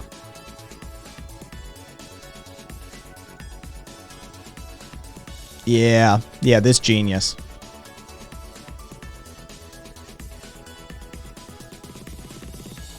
Banana, the issue is that they never actually bring educated debate.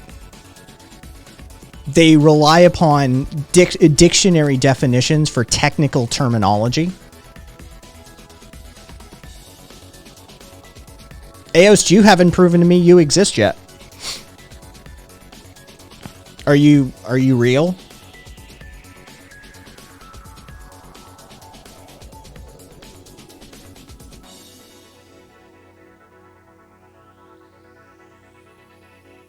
I don't know. How would you?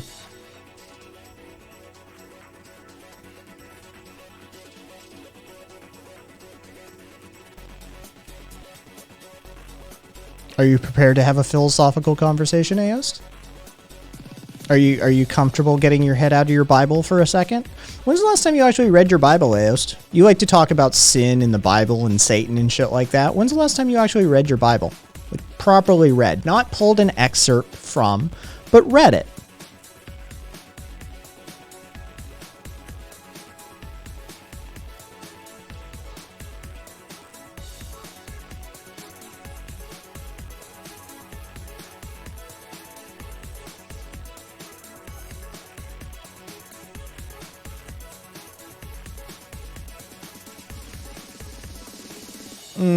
I'm pressing X to doubt on that one, like 2 months. I'm pressing X to doubt on that one. I really am. I think you're full of shit. But you want to come on air and have a biblical discussion? You want to have a theological discussion on air?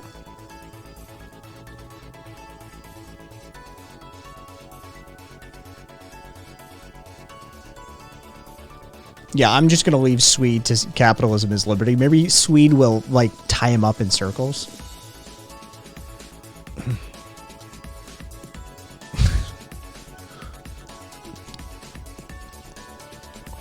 Then might I suggest, Aost, if it's not your specialty, don't make declarative statements that like invoking sin in the devil then, because you really don't know much about the Bible, it seems like.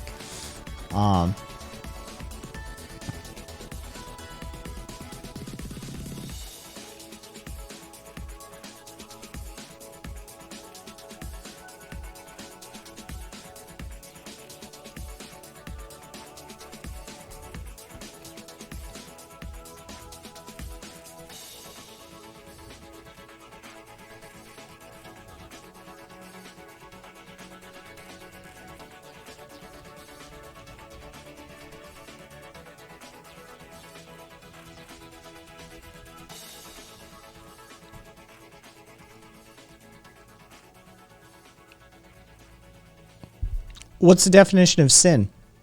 What is a sin, Aost?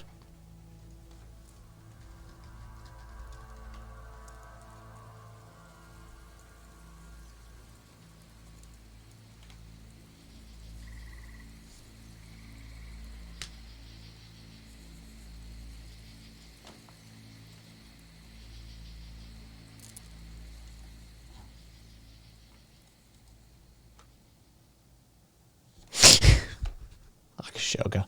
Solid. Oh, Cassidy, we've got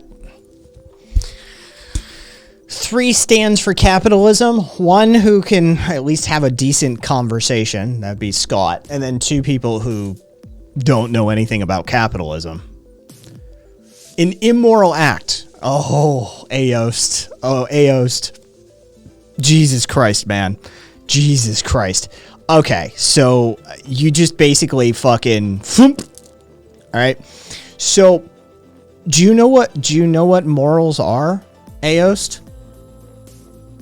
Do you know what? Do you have any conceptual idea of what morals are?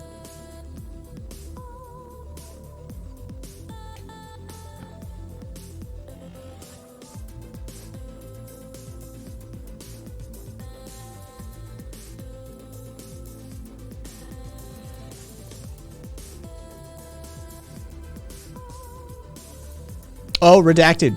We've got 3. One of them I would say probably not best to chew on because they'll actually fucking argue. 2 of them, on the other hand, are right from wrong. Okay. You know what? I'll give you that. Here's the problem. Do you understand that morals are subjective? This is the problem. Had you invoked ethics rather than morals, you wouldn't have just put your foot in a deadfall trap, right? Like that's... Morals are subjective. From individual to individual, to culture, society to society, morals are highly subjective. So you're making an absolutist statement about a subjective topic.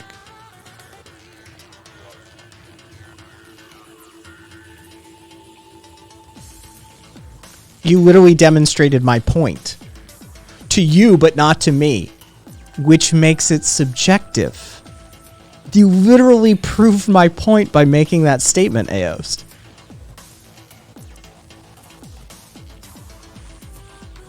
I mean, thanks for doing some of my heavy lifting for me. I mean, it's not really heavy. It's kind of a sheet of paper. But that's neither here nor there. You literally proved the subjective nature of morals by making that statement.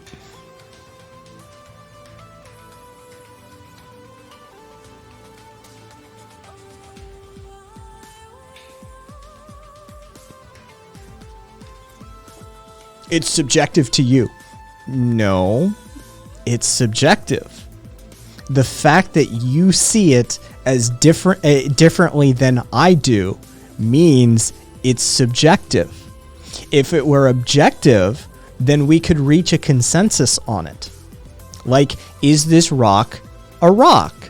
Is it textured in a particular way?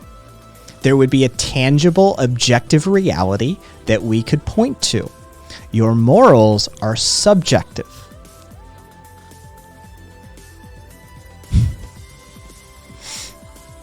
They have changed throughout time.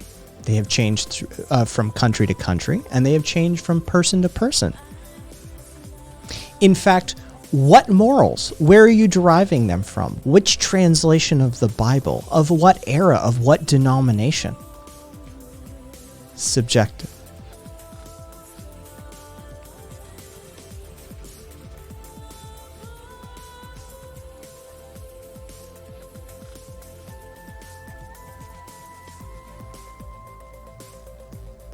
Oh, that's adorable, Chris. Rev, I mean... Alright.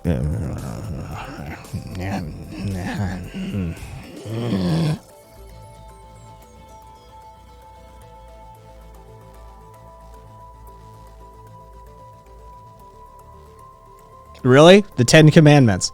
Oh, this is always my favorite.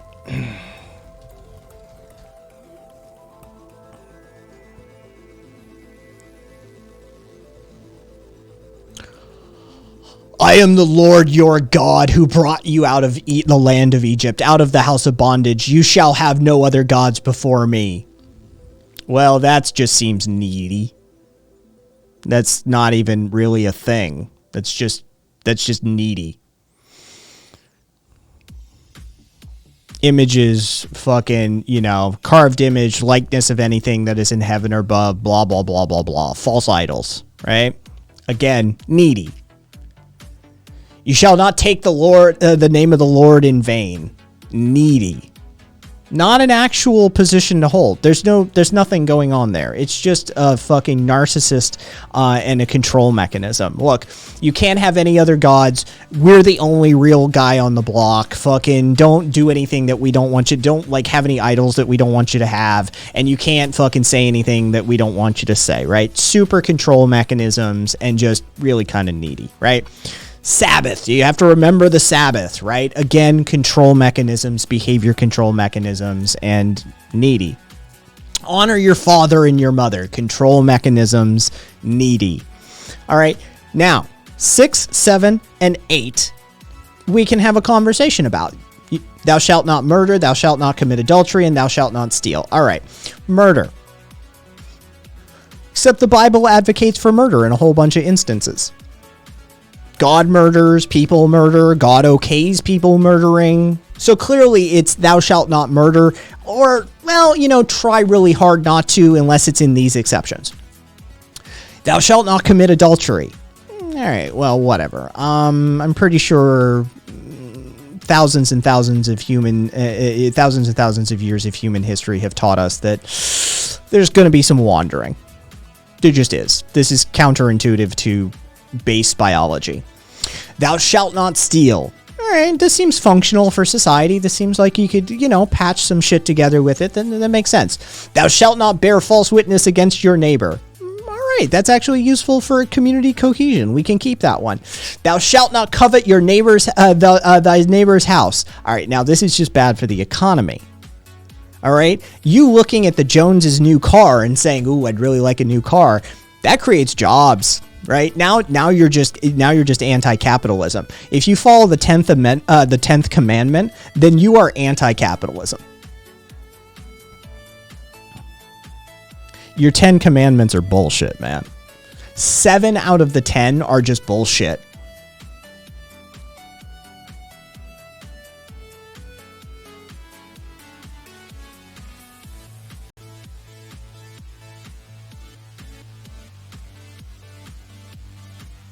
You can't. Yeah, Mel Brooks. Fucking History of the World Part 1. Here are the 10 commandments.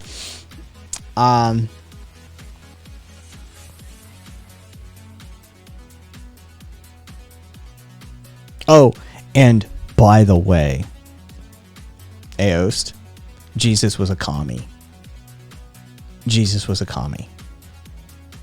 Jesus was anti-capitalism. Yeah.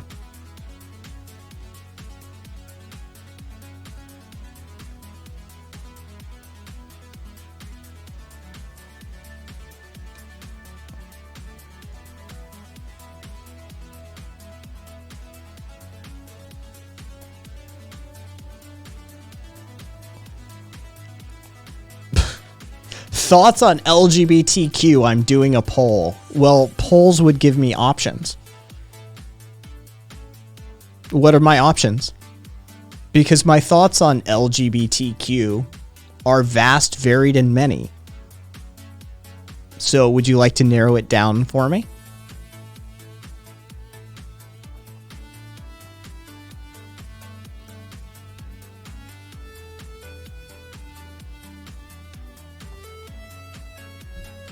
Frequently used letters, Momo.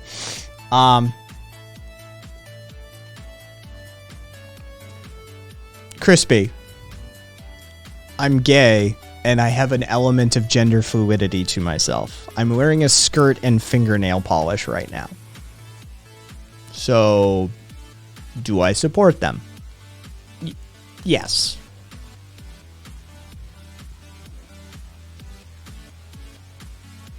Ninja, or the fucking, I'm so over it. Ninja, I've this thing, this shtick that I do from time to time about how no more LGBTQIA plus blah blah blah blah blah LMNOP. No more. We're all Q. We're taking queer.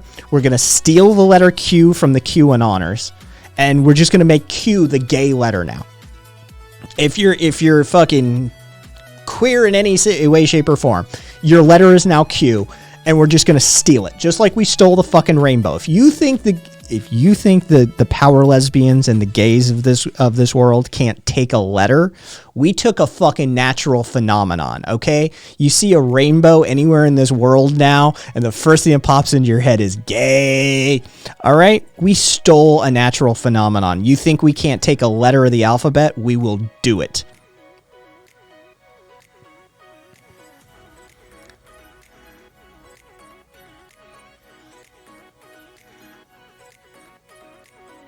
Yeah. So, there's some thoughts.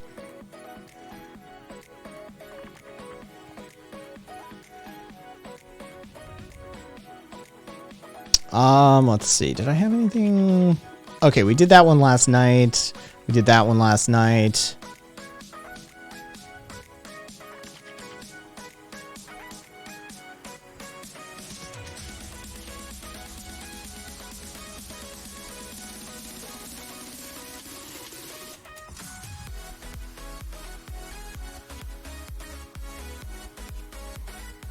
Oh, Jesus. Wither.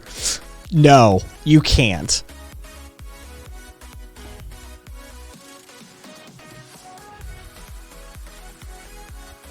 I feel like I'm being interviewed, and if I'm being interviewed, Crispy, I'd prefer to do this on voice. Or if you have a series of prepared questions, I'd like to see the list. Akashoga, yeah, we took gay, by the way. Gay used to mean happy. We stole happy from the straights. All right? Do you understand? Do you understand the power of the gay agenda? The gay community will take shit from you. We will steal it. We stole happiness. I love freaking the straights out with that shit.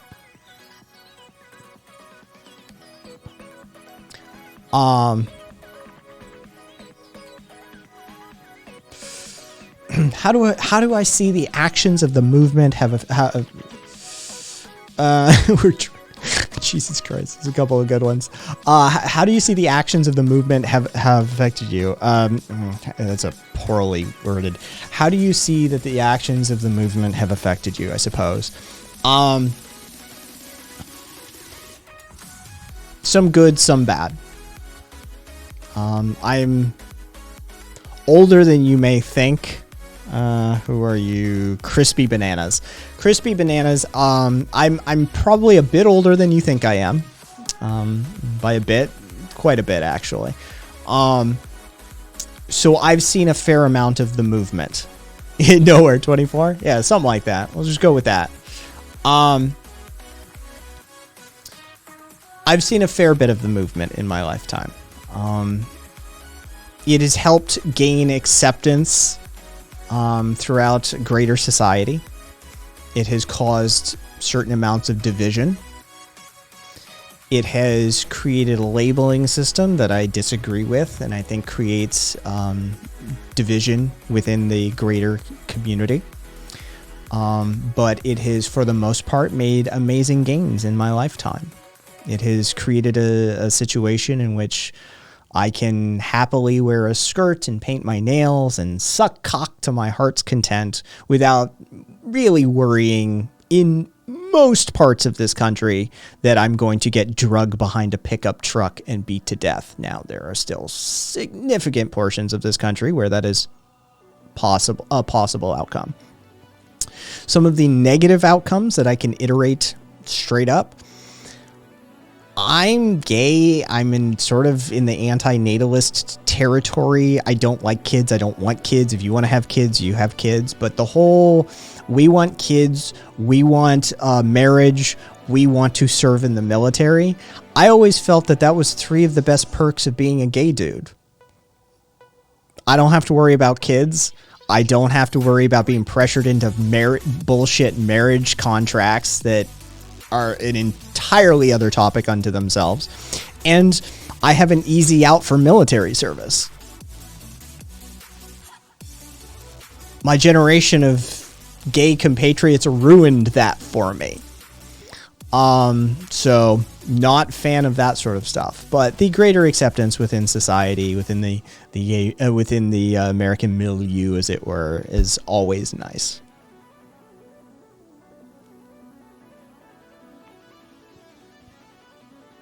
He hasn't in any real way, shape, or form.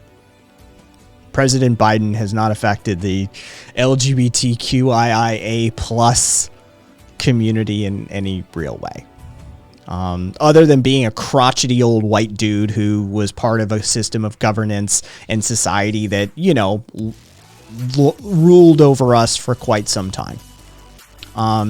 He's no more negative to our community than just your average white dude who's 70, right? Like, they were all in on certain levels of repression, oppression, and homophobia for their entire lives. Has he done anything recently? No. No, he's no whatever.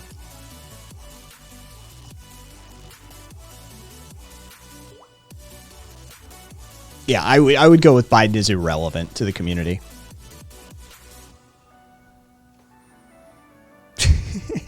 We got one.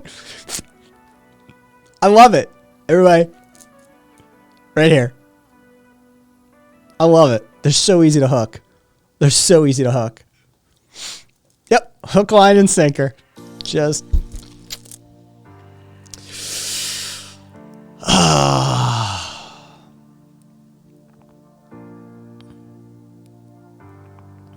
Crispy, I'm an anarchist. So my political group would technically be would be like actual left wing. But I am an anarchist. Why are men that wear skirts more manly? Because historically, men, the most terrifying men, the ones that come over the hills, the ones that stab you through the chest, the ones that conquer entire lands, that take over the known world, all wearing skirts. Right? Also, by the way, it's better for maintaining the temperature, a homeostatic temperature of the testicles, which increases rates of testosterone and sperm production. So it's better for that as well. So, historically speaking, all of the manliest men were wearing skirts, and biologically speaking, it's better for you as well. So there you go. There's an actual answer.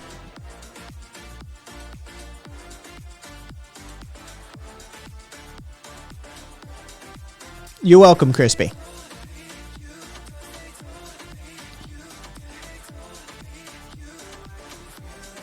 No. Heels were designed for men. You fucking schmuck. Heels were literally designed for men. Yeah. This is the classic example of speaking when you don't know anything.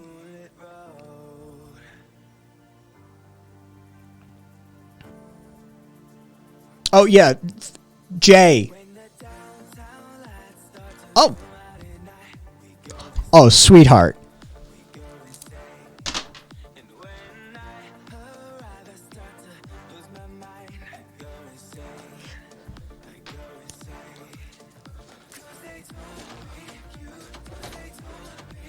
Yeah, no, I'm gay.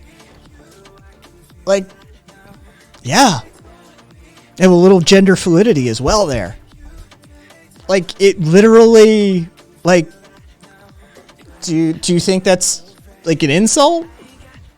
Sweetheart, I'd rock your world. You'd be limping after this ride. No, sorry. But hey, whatever. Oh, banana. Oh, they're so comfortable. I was so mad the first time I put a skirt on. I was so mad. I was like, who the fuck took this from me? The British, by the way, is the answer.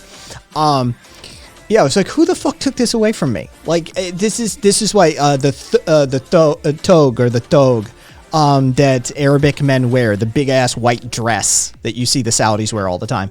Living in the desert, like, it was immediate. It just clicks in your brain. You're like, oh my God, of course, this is why men throughout all of history were wearing skirts. It makes sense. I know, right, Marcus?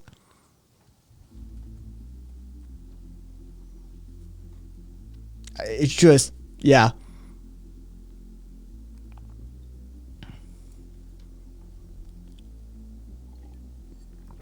It's so easy to hook them, though, isn't it?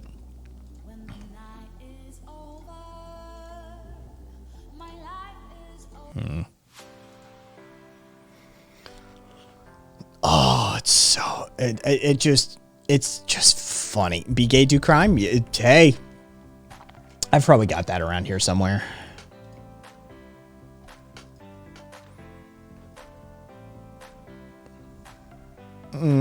Sure. Terror. I have more testosterone than you. I can say that unequivocally. because I use exogenous testosterone to boost mine. I have more testosterone in my bloodstream than you do. Guaranteed. I have more than an average 18-year-old does. It's that simple.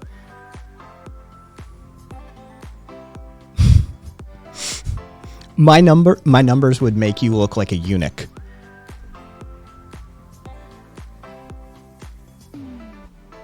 And as far as my physical activity levels go, skydiving, rock climbing, rappelling, whitewater rafting, the shit I've done in my life makes you probably look like a fucking a slob sitting on the couch all day.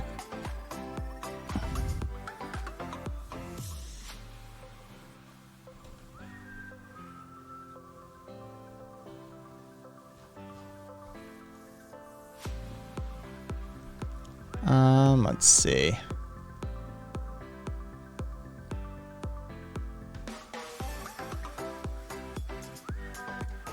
Hey, it's the fucking QAnon person. Straight phobic. You gonna go have a straight pride parade too? Fucking all three of you, three of your fucking little butt buddies are gonna show up. Oh man, that's always hilarious when the straight pride fucking people start coming. That's straight phobic. I fucking love it. Chris, because I wanted to. Because I'm over the hill and you start, like, your production levels start crashing in and around 28 anyway. By 30, your levels have really tanked compared to where they used to be. So you can boost them. And why wouldn't you? As long as you're not doing cycles, there's very little side effects. I mean, I've yet to experience any, and there's huge fucking gains to be made. Yeah, if you are over the age of 30 and you are male, go talk to an endocrinologist, go talk to an anti-aging clinic, get some exogenous testosterone. I'm telling you, it's amazing. Again, hashtag not a doctor, hashtag not health advice. Go consult an actual doctor. But I mean, the truth of the matter is yeah, if you're over 30, your levels have started to crash. So why don't you go supplement them? And if you're like 18 to 20, get your levels tested so you know where they were back then. And then later on in your life, you can consult them. Yeah. Few months now, Chris. I think I'm 3-4 months, something like that. Best decision I made this year, for sure. Best decision I made in a few years, quite frankly. Yeah.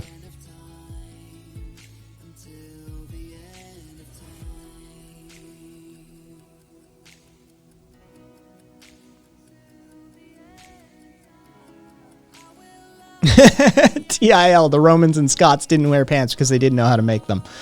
Fucking stupid.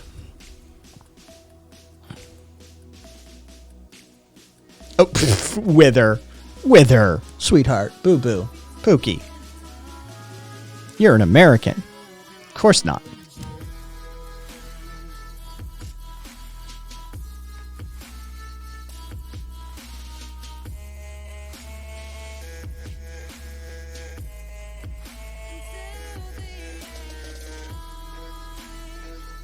That is true, Cassidy. Yeah, that is true.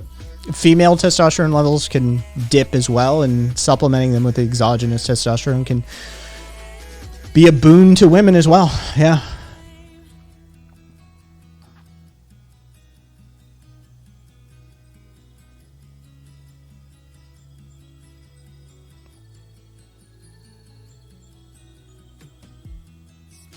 I mean, hypergonadism does affect younger people from time to time. There's a whole host of conditions that can lead to it. It's always worth checking. Yeah. Oh, God. Let's creep while you and me.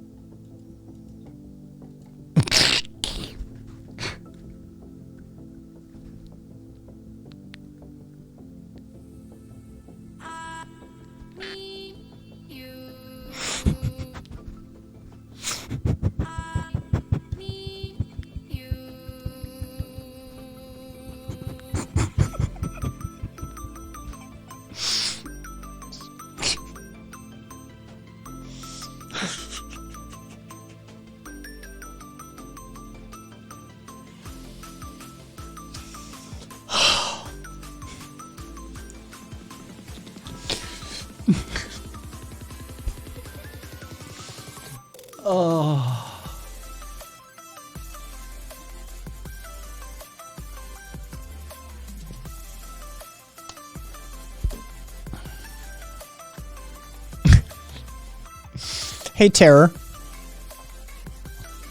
Oh, Ace. Oh, Ace, you did miss it. There's no way I can do it justice. Scroll up, Ace. Scroll up. No, Wither. Hypo. Hypo. Hypo, meaning less than or decreased. Hypo. Not hyper. Opposite. Hyper is increase. Hypo is decrease. Hey, Terror. Did you go to the gym the other day and you saw somebody that you were attracted to and it made your PP feel weird and this is why you're on a bit of a tear? Because this is the truth of the matter. Anytime I've ever encountered somebody who has this much of a stick up their ass about gay people, fast forward a few years and we find out they've been steady banging rent boys in motel rooms. Right, like this is how this plays out, near inevitably.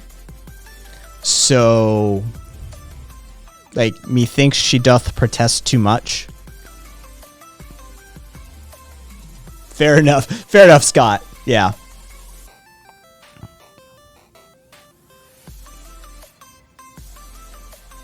Yep, methinks she doth protest too much. Even Swede got to it. Yeah, fucking, this is straight Hamlet, bitch. Like,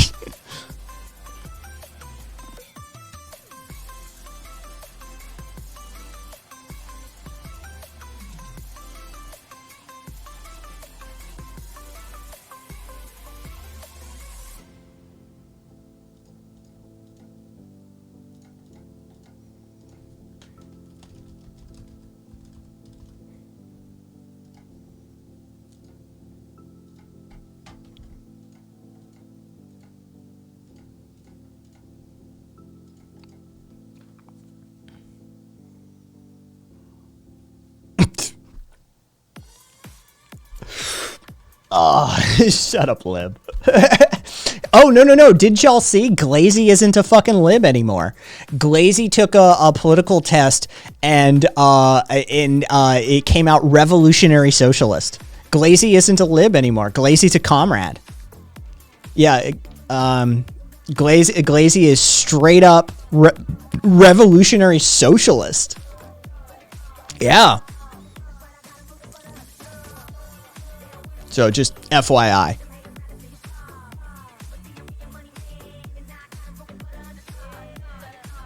Glazy, I've been telling you you're not a lib since I met you the first time. You're not a liberal. You want to be a liberal, but you're not. You want to be this centrist. You aren't, though. That's the hilarious part. And I love that you're starting to, like, be confronted with evidence that, like, you're not, man. You're just not.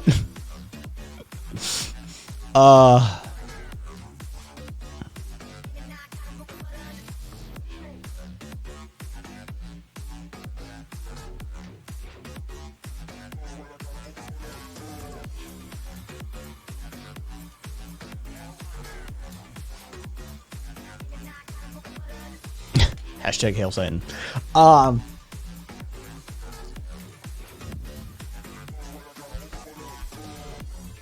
You just told the multiracial woman that yeah, oh Jesus.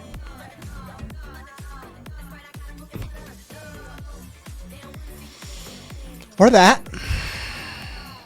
Hail Satan. Yes, exactly.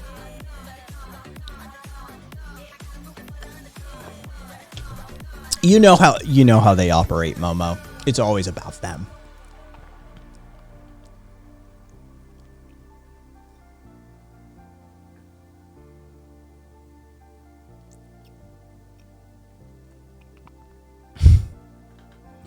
Oh, Momo.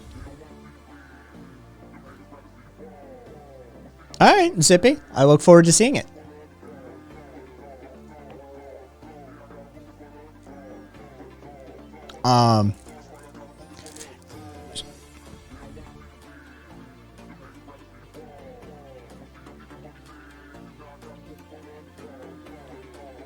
Popcorn party up in her. Terror. Why do you care? Why do you give a shit, man?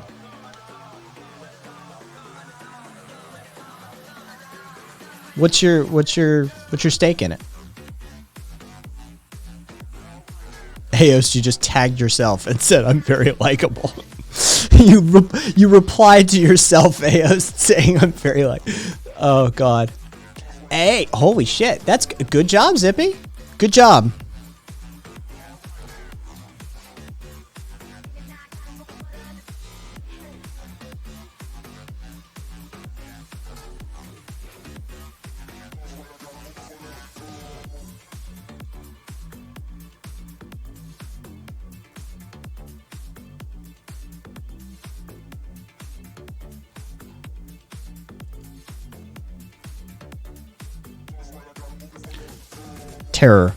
Terror. Sweet isn't talking to you. Sweetheart, everybody who replies in chat, who says something in chat, is not talking to you exclusively. You know that, right? No, wait, you don't know that. Not everybody who says something in chat, Terror, is talking to you. You solipsistic, narcissistic fuckhead. Jesus Christ.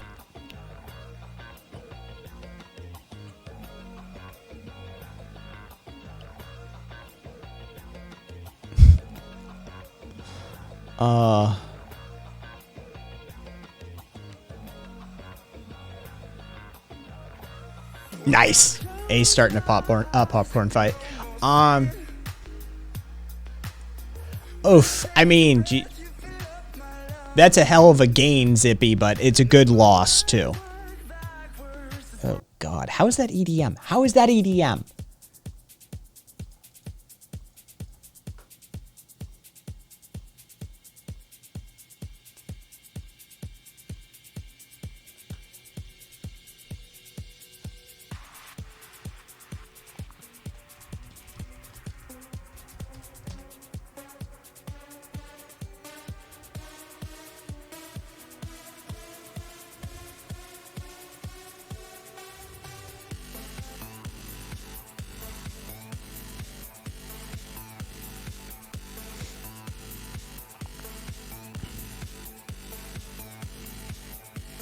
Aww, he's butthurt.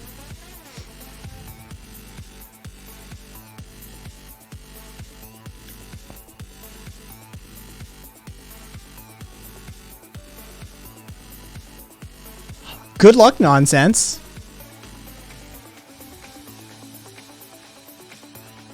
Oh, Jay, it's Pretzel Rocks.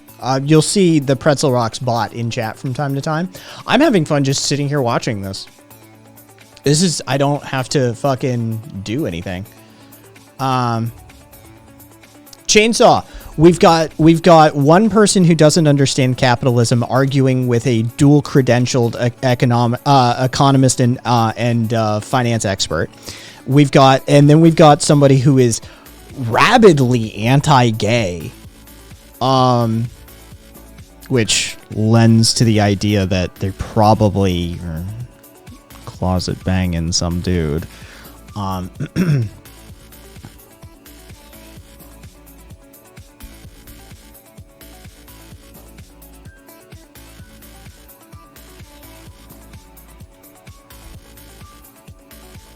Hey, Terror, you want to come on the air? Speaking of conversations you won't have, do you want to come on the air, Terror?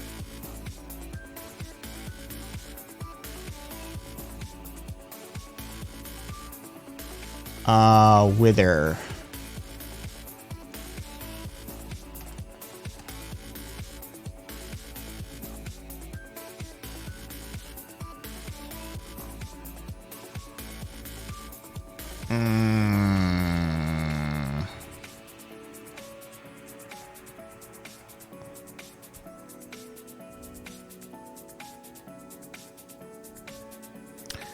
Something on queer rights or activism. Oh, jeez.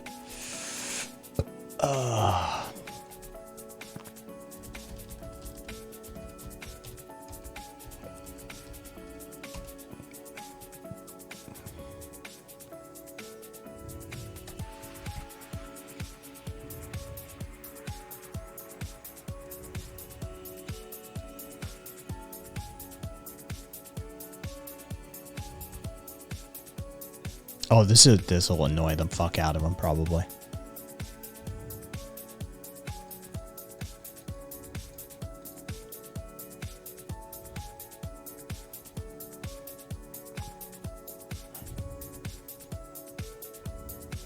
All right.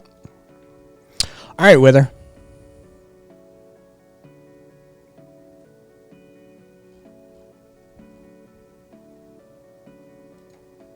Oh, they always demand sources, but they never have on any of their own.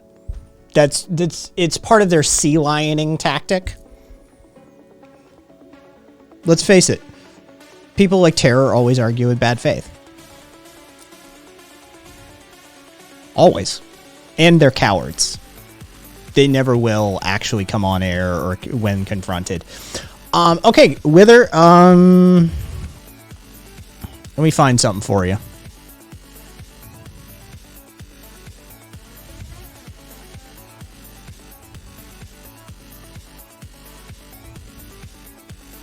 Oh, that one's too long. I'm not going to do that one. I was going to do Be Gay, Do Crime, but Be Gay, Do Crime is too fucking long.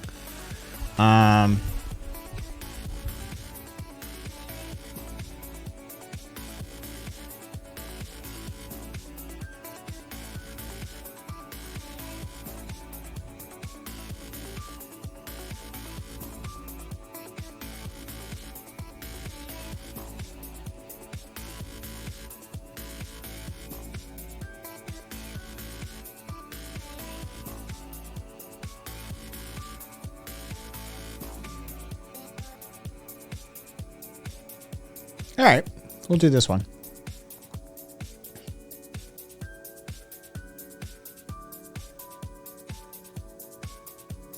Oh, I'm glad you enjoyed it, Nonsense. I'm glad it's working for you.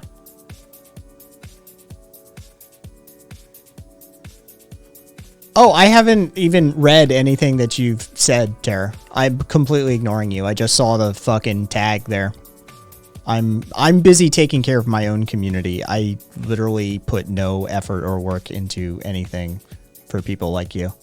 You argue in bad faith, you don't produce any of your own sources, and then you demand sources from us. You make demands of us, yet you won't acquiesce to any of our demands.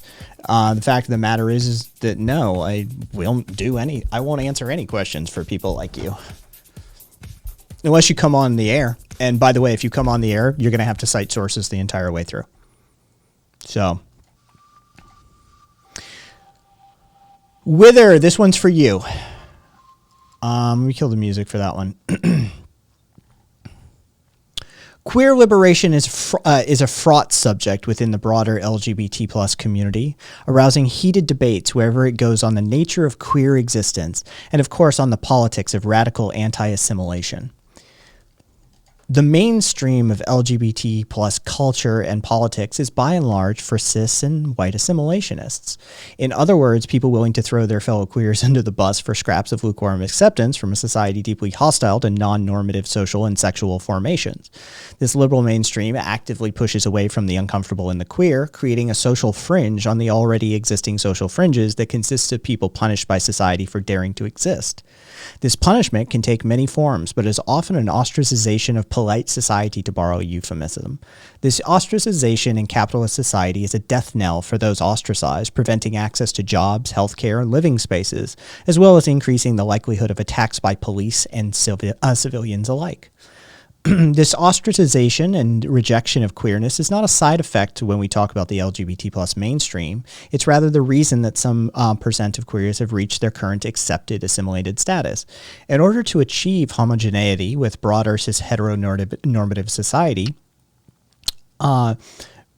many white gays have disassociated themselves from queerness and from queer existence, pushing away and punishing queers who do not fit into society, and most critically those who have no wish to assimilate have been pushed out of the movement and relegated to a dissident fringe.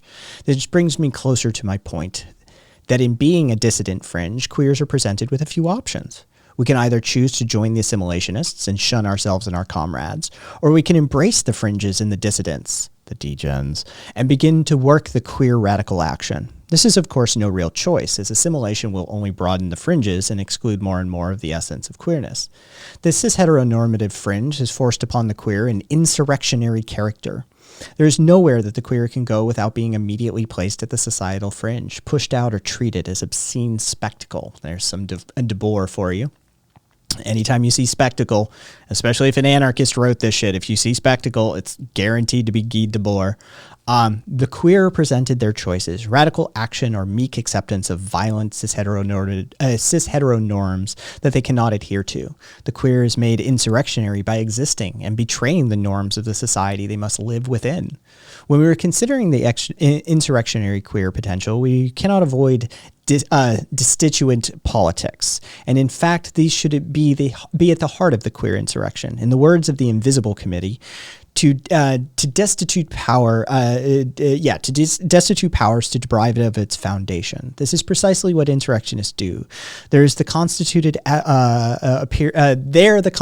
appears as it is, with its thousand maneuvers, clumsy or effective, crude or sophisticated. Quote, "The king has no clothes," one says then, because the constituent veil is in tatters and everyone sees through it.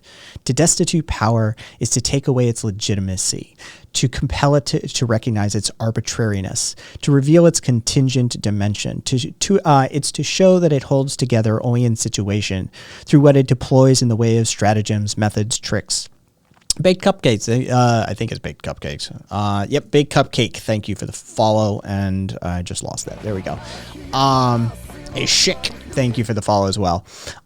Tricks, to turn it into a temporary configuration of things, like so many others, have to fight and scheme in order to survive. To destitute powers to bring it back to earth. The destitution of power is precisely what we aim to do as the queer, to pull the facade of assimilation and cis-heteronormative society down to its knees and make sure everyone knows that the old ways are no longer alive. This queer insurrection holds at its center an imaginative and destructive politics, aiming to tear down the old social and sexual forms, and in their place build something new, something untested and queer, something revolutionary in the way of its very existence. This queer becoming will radically reshape society, taking little forms that came before and twisting others into unrecognizability. Its triumph from the fringes is not guaranteed, however. If we wish to make a vision of queer future reality, we must embrace our radical purpose now. I don't necessarily agree with it, but it was a good read, and you wanted something like that with her, so there you go.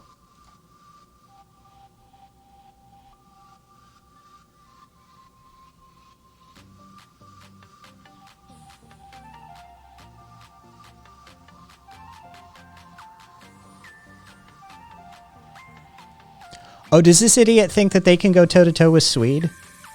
Oh my god. Yeah, he thinks he can go toe-to-toe with somebody with... Oh, Jesus Christ. Oh.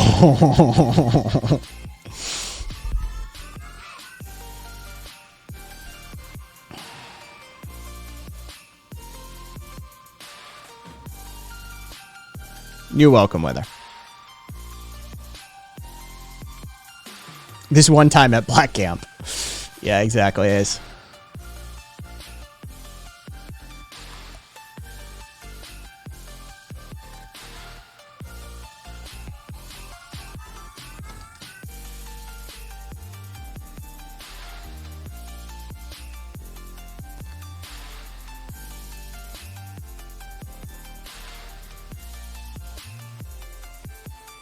Oh, I also see Terror never actually. Terror is pulling a has. They're declaring victory and just running with it, right? Having not actually achieved any victory of sorts, they've declared victory and they're just going forward with that one, pleasing their own ego. Also, I see that he has not once responded to me calling him up on air. Not once has he actually said shit about shit when I said, I will have this conversation, but only if you get on air and stop hiding behind a keyboard like some keyboard warrior. So why are you such a coward? Why are you such a coward? Can't you walk the walk? Oh, and how's that ad hominem going for you there, Mr. Logical Fallacy? Interesting. Interesting.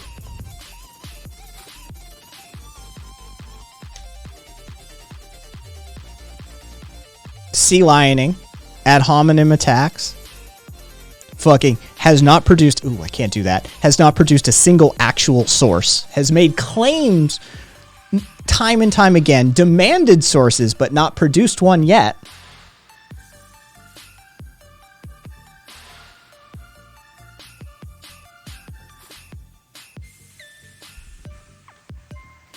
Sweetheart, boo-boo. This is a bad look for you, not us.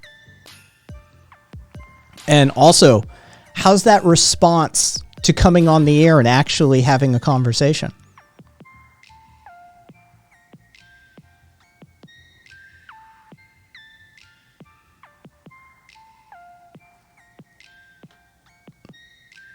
Oh, is Mitre here? Oh, Mitre's gonna fucking throw the axe down on some shit. Oh, sweetheart, you can't actually have the conversation, can you? You need to be a keyboard warrior. You hide behind the keyboard, don't you? Oh, boo-boo. It's okay. I get it. I get it.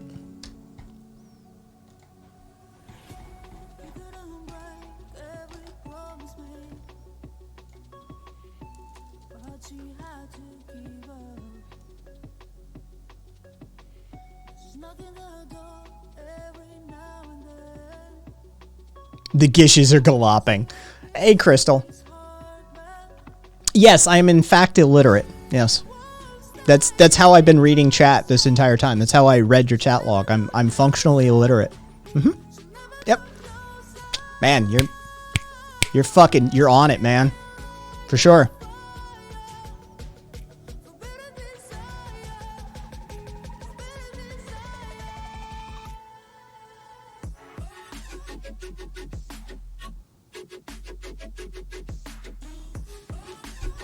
Really?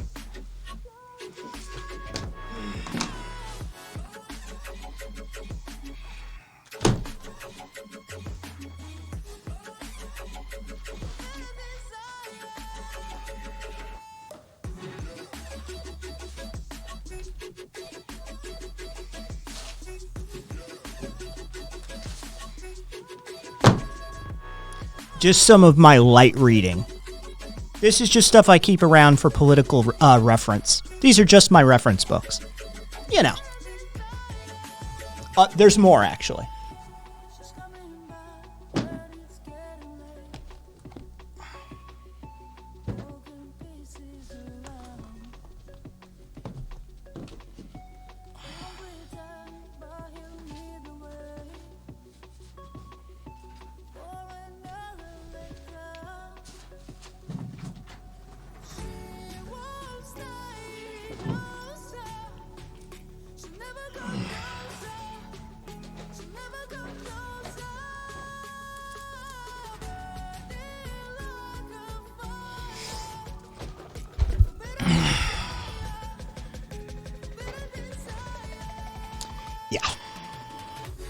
Sure. That's for sure. Because I take care of my books rather than abuse them. They're unread. Because I value a book rather than abuse it. Sure. I feel sorry for you, man. I kind of turned the corner. I kind of pity you. This is... How disempowered are you in real life? Like, how marginalized and alienated are you in society? Because this is sad that you require this level of parasocial attention. I mean, this is usually the mark of somebody who has been deeply disempowered. I've turned the corner. I'm actually pitying you now. Like, I'm not memeing. I'm not... Man, somebody or society or somebody did a number on you.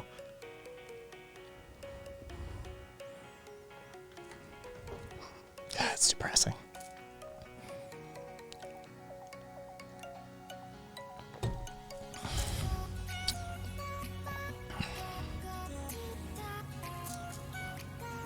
Good luck to you, man.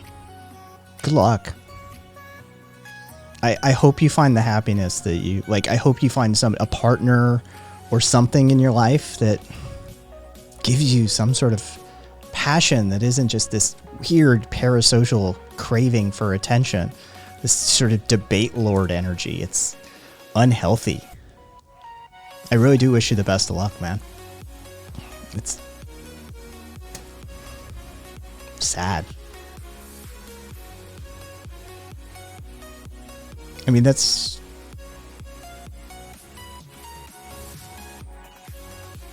Well, check in on me after 12 months. I've been doing this for a couple of years. Check on me. Well, come back at 12 months and see if I've transitioned, if I got like a set of tits on me. For sure. Would you like to put money on it? How certain are you, Tara?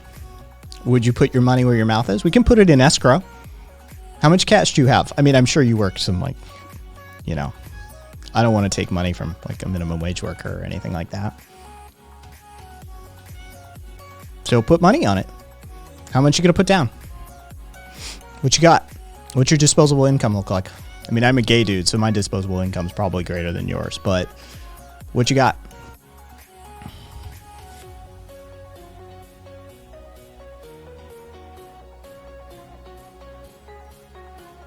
Like, we can put it in escrow.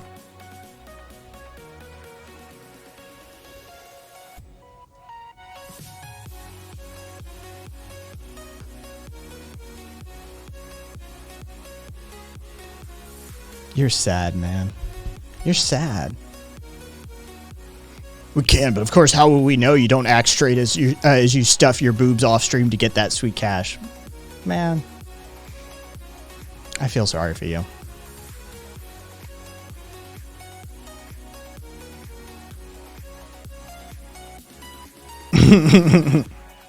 See, that's the problem. Akashoga.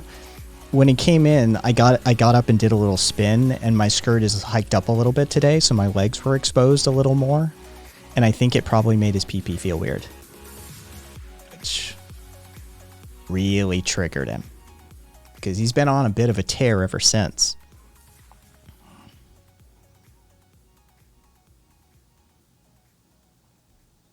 Ah, yes. Eddie Izzard, infamous cross-dresser. Executive transvestite. Never transitioned. Just not a thing. That's most assuredly. Do you have a source on that, by the way, Terror? Do you have a source on that? You're not saying that you're not making claims to any sort of authority, right? That you don't have sources on, right? I'm sure.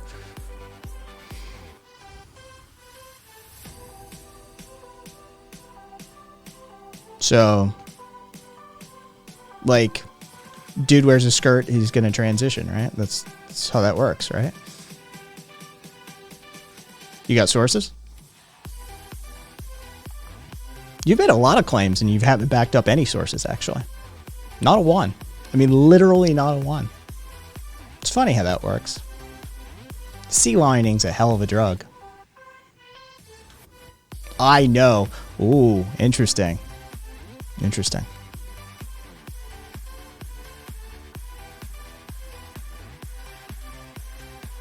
Yeah, because that's how science works. That's how academia, science, and intelligence works. Having a claim, being correct, and never having to back up a single thing. That's for sure how science works. You are scientifically illiterate. Holy shit.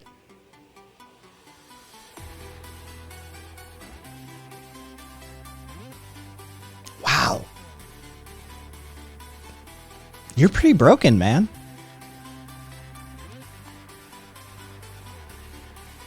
You're pretty broken. You're actually kind of like, you're gonna go in our Hall of Fame of pretty fucked up in the head.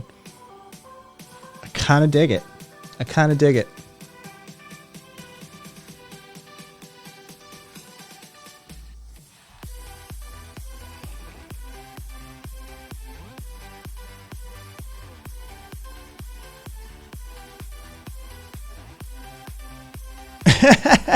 Oh, and just so everybody knows, Karina's getting DMs from behind the scenes as well. Oh, that's fucking brilliant.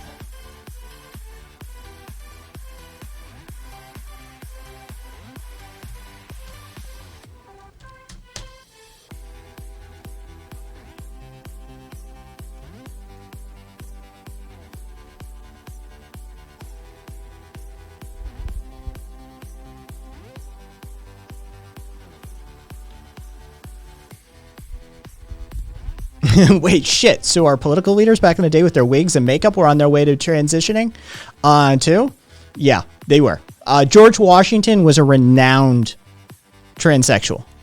Yeah, that's definitely that was a thing, I think, for sure. Whatever. I look, I don't need sources. I know I'm right.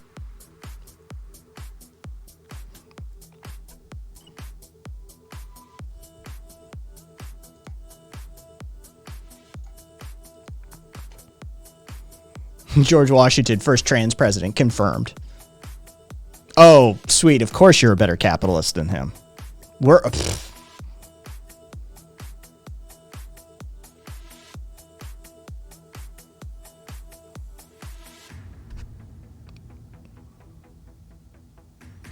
Terror. He is. You... Sweet. Look, it was Swede. It was Swede against Swede. Oh my god, of all people to say that to. To say it to Swede. Oh. And there it was. It was bound to happen. Terror. Here's what I will say before I forget you even existed. I hope you get some therapy. I hope that whoever caused you whatever trauma that you are carrying forward, you eventually forgive them and you move forward with your life, man. It's not healthy. The way you're living, the way you're perceiving, the way you're interacting, it's not healthy. I wish you the best of luck, man. I really actually do.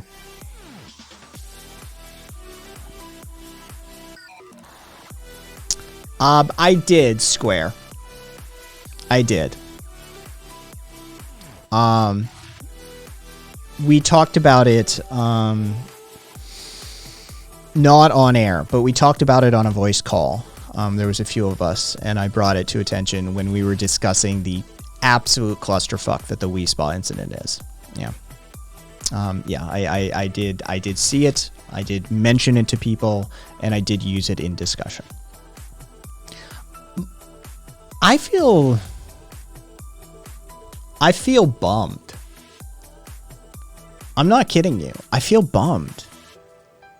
That was really sad. I'm not fucking memeing. I'm not like putting on a performance. I really am kind of depressed.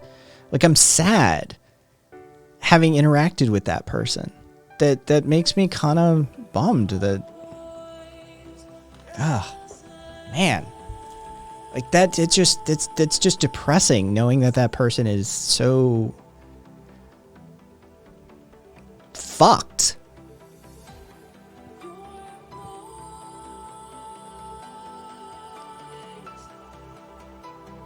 Oh, man, I couldn't imagine.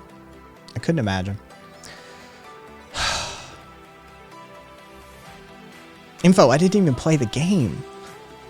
Like, I literally, like, there's somebody screaming, like, to play a game of pool, and you're like, nah, man, I don't want to play. Like, it seems like you have some issues. And they fucking beat themselves over the head with the pool cue, and then fucking slip on a ball and crack their skull on the fucking bar floor, and you're like, can we get them some help? I sincerely, yeah.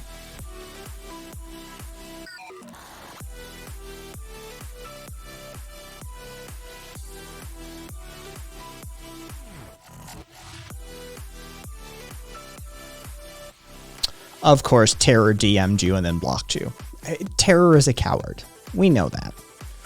But I mean, cowardice is oftentimes cowardice is it's a protection, right? Like it's a means of self-protection.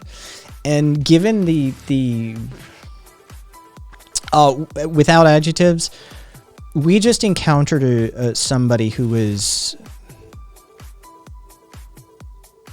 kind of disturbed, right? Like normally, like you're definitely in that chud territory and the debate bro territory, but after so many cycles of it, we sort of like got so much of it that the psychology underpinning it started to become rather apparent, and it felt bad.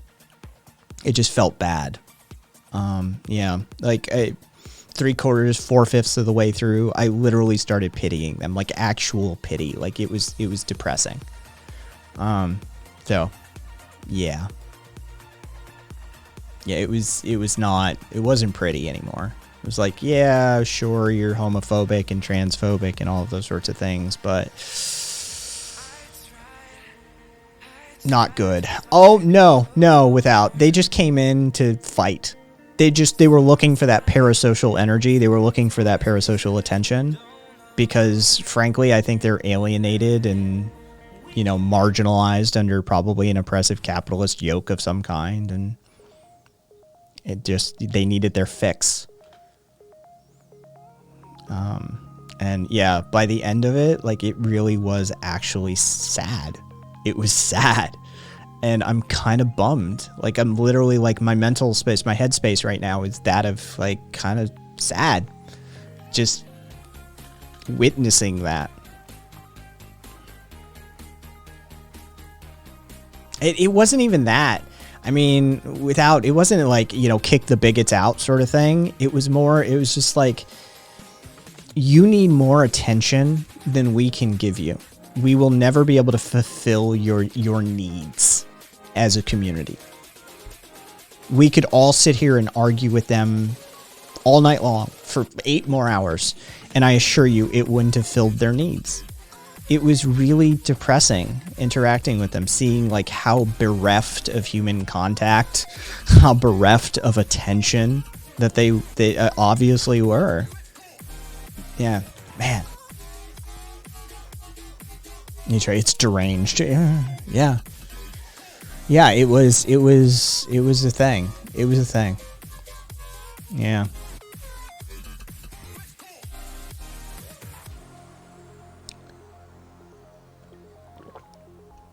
And of course,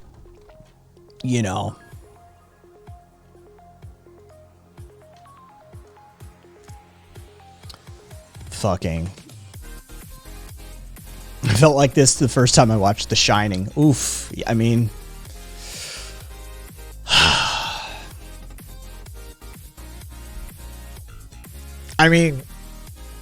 don't really know, like, hopefully. Yeah, without. It was the last, like, half an hour, 40 minutes, something like that. Half an hour-ish. Yeah.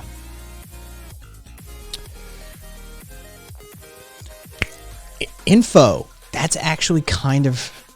Yeah.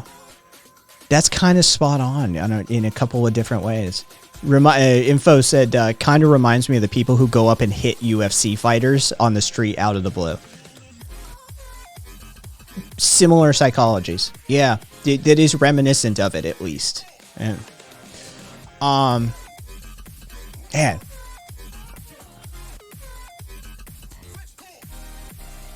Yeah. Which one of my regulars, who wants to jump on air? Does anybody actually want to jump on air? Let me know.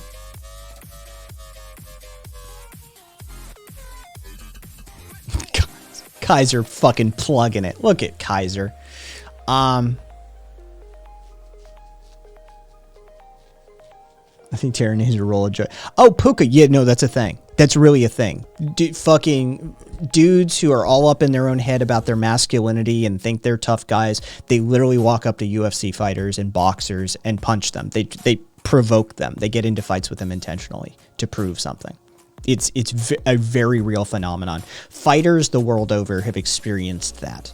ranked champions, those sorts of things. They get people walking up to them all the time and just trying to start fights.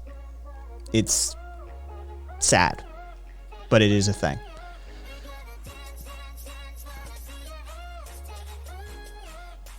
Don't know without. I mean, it's entirely possible, yeah.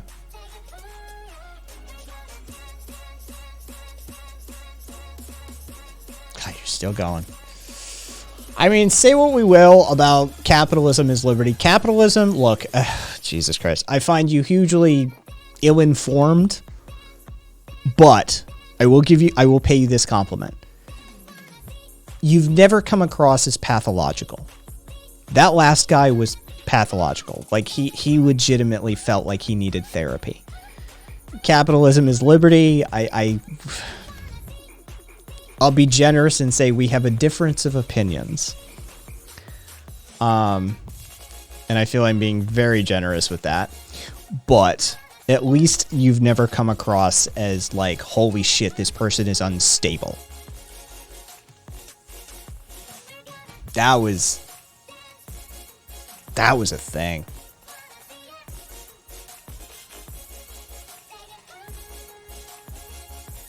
One is homeschooled, the other one needs help and meds. Yeah. A chic. Yeah, a few. What's your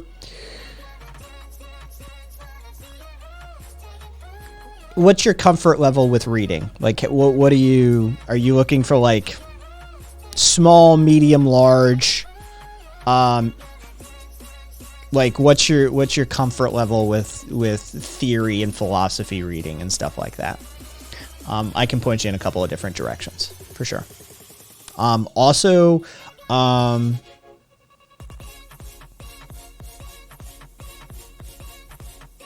I can give you work by somebody I value.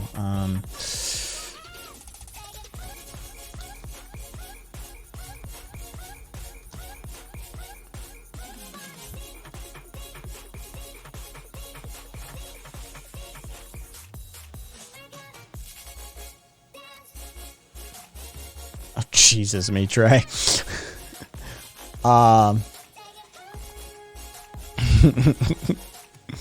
Trash bag, thank you. I'm gonna go back to I have an amazing blue that I have. I'm gonna try fairly high to okay. Chic. Start with Government of No One by Ruth Kinna, Kinna.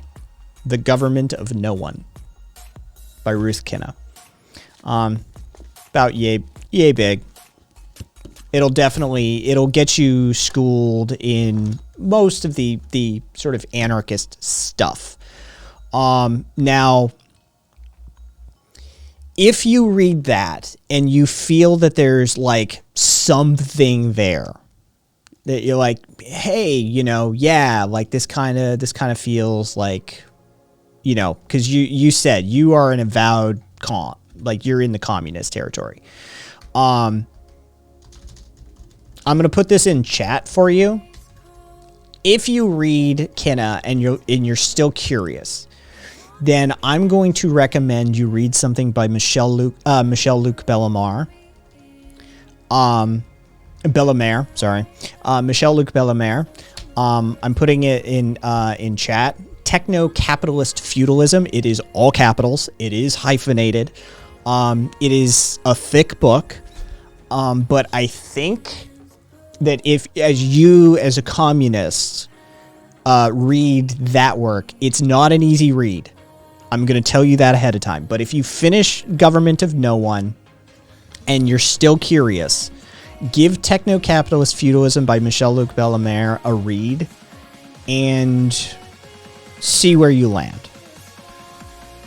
Don't really know. The Government of No One by Ruth Kinna, Kinna. The Government of No One. There you go.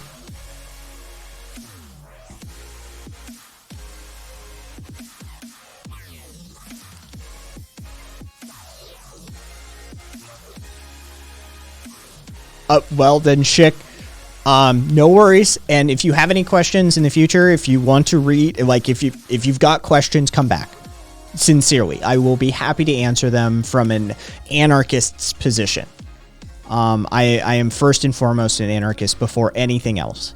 And I'm decently educated in the theory.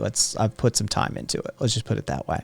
So yeah, if you've got questions, please, anytime, come back and ask. Don't really? No worries. If you like blues, there's a really pretty gel from Sally Hansen called Let's Get Digital. It has a blue base with a pink gold pearl. Interesting. You know what? I'm going to look at it just out of curiosity. What was that? Sally Hansen.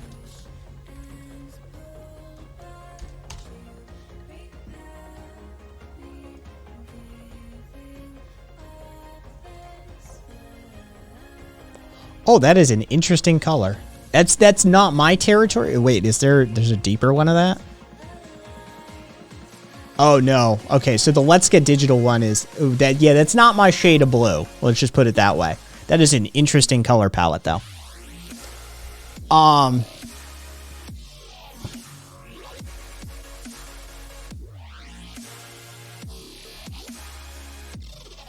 Okay, so if I could do that. Sorry, I'm just doing some math. Alright, I'm gonna complete. Oh, wait, hang on. Let me just make sure. Oh, Glazy did a spin. Glazy, I didn't give you your skirt spin, did I? That was 19 minutes ago. Thoughts on mutualism? I'm a fan of it. I think it should be tempered with. Okay, so here's my formula without. A Proudhonian mutualism. So it's Kropotkin, Bakunin, Proudhonian mutualism. 98% cut with 2% Stirner individualism. Stirnerism is a powerful thing. It's like bleach in water. You only need a few drops of it. Maybe even 99/1, right? That's sort of my opinion on it. Oh, you did that to trigger terror. Oh, sorry, Glazy. Do you still want the skirt spin? I'll happily spin for you, Glazy. Otherwise, I'll refund the points and you can have them back. Oh, Jesus. Fuck it, do it. Glazy wants the spin.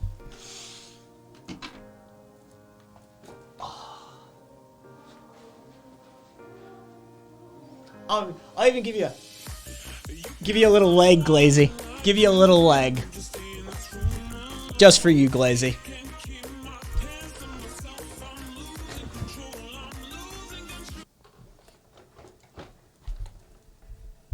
Oof. Chris, I have to be careful with that. Thank you for the heads up on that one. We almost saw your parts. Ooh. Okay. Gotta be careful with that.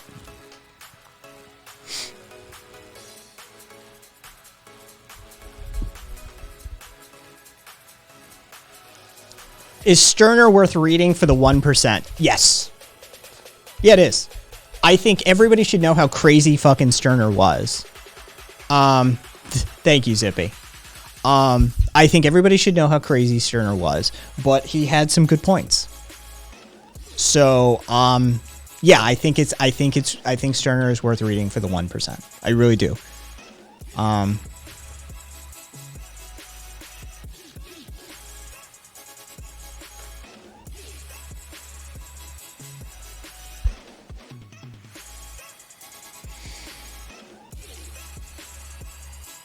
But you should almost put up an intellectual autoimmune system when reading Stirner. Hey, Carl. I truly believe that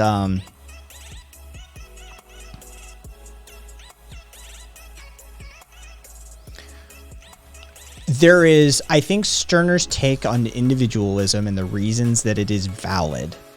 I was looking more at like tidal wave territory, Akashoga. tidal wave seemed more like my tone. I think Stirner's takes on individualism, you have to understand, like, if you read The Ego in its own, half of it is dedicated to taking down the church, right? Like, you have to understand the authority that Stirner is railing against more often than not at that time is the church, is the theologians. So literally half of the book is dedicated to taking the piss out of the church. But the second half of the book sort of migrates away from dunking on Christianity. And I think his takes on individualism and the philosophical underpinnings of why individualism is valid and maybe the only valid position are very relevant, especially when you are considering that the commonplace discussion for the anarchistic milieu is a default sort of de facto mutualist, mutual aid sort of style of organization. And a lot of times modern anarchists can get lost in the mutualism, in the communalism, in the communitarianism, and forget that the starting point for anarchism is individual autonomy. It starts with the individual, and Stirner will give you the tools to empower that individual aspect. Now, if you're not a sociopath like Stirner fucking was, I really do suspect Stirner was a sociopath, by the way. If you're not a sociopath like Stirner was, then you don't take it to the crazy conclusions that Stirner would. You would take those, and then you would dilute that with Proudhonian, Bakunin, Kropotkin style mutualism. But it's worth reading. It's worth reading. But Stirner is of the mind that might makes right, and if I can take it, it's mine. That's the core of his argument. It really is that the only person that you owe any allegiance to, that you owe any servitude to, the only morals, ethics, or philosophical ideas that hold any water or weight for you are the ones that hold water and weight for you. The beginning, middle, and end for Stirner of every conversation is, how do you feel about it? Because that's all that matters. There's some near inevitable conclusions one comes to if you fully give yourself over to this set of ideas, and they are might makes right, and whatever I do is whatever I want to do is right. Whatever I want to do is right. It is sort of a terrifying potential end game if you follow Stirnerism through to its inevitable conclusion.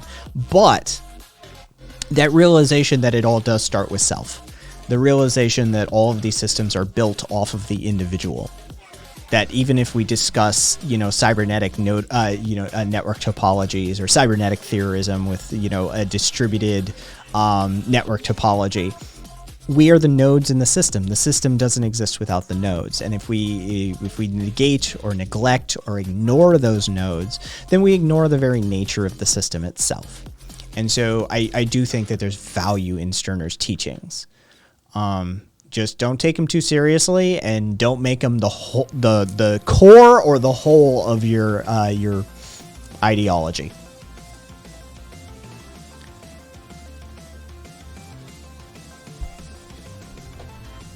Carl, we've talked about it. Thank you first and foremost. Thank you. We've talked about it as a community. Like I've played around with the idea, but oh god, it's a whole thing. It's a whole thing. Oh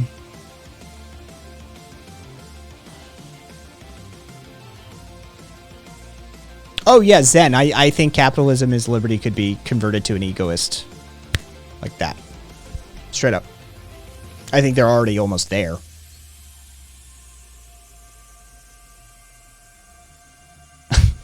I read Mein Kampf, so I think I'm fine. Fair enough. My ex loves Stirner and his works and used his philosophy as a way to justify their narcissistic ideas and behaviors. Yeah. Don't really know. Yeah, he's super toxic. He's super toxic. If you read Stirner with like your sort of like analytical therapist goggles on, it's like, holy shit, this dude was broken. It is terrifying to think about. This was a human being walking around and interacting with people. It's like, oh, that's scary. Yeah.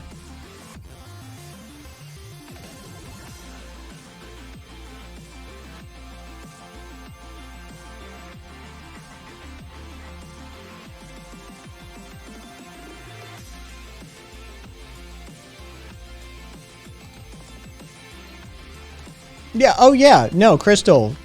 Frederick Engels drew the most famous picture of Stirner, like the infamous caricature of Stirner that everybody finds if you look up Stirner was drawn by Engels.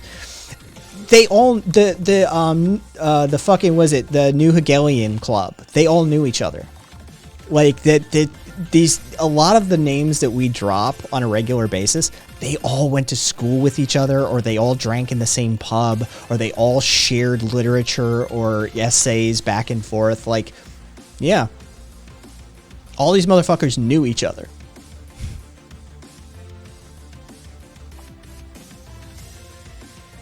I don't give a shit about Kanye. Sorry. Hey, Tack. What's up, man?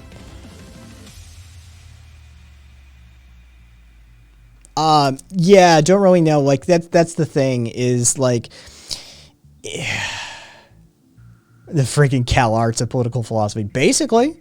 Don't really know. It's philosophically sound. That's the thing. It's crazy. It's destructive, but it's philosophically sound. And that's sort of it's worth knowing. It's worth knowing.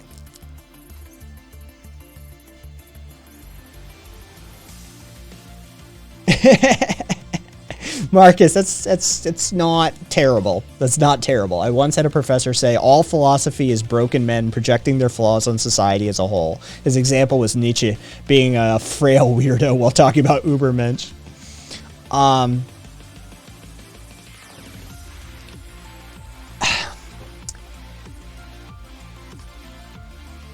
Ayn Rand wishes she could have believed in the same thing as Stirner. I'm gonna take a position here without. There were similarities. Randian objectivism certainly has similarities with Stirnerism, but egoism is further on the spectrum. Ayn Rand wishes that she could have been as hardcore as Stirner.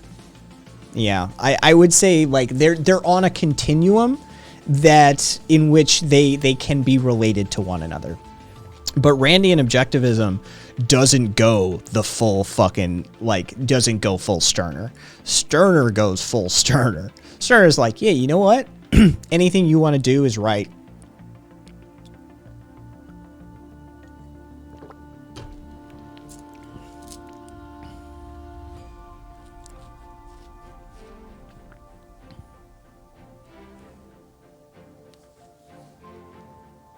Oh, Jesus, they're still fucking at it. Jesus Christ. Oh.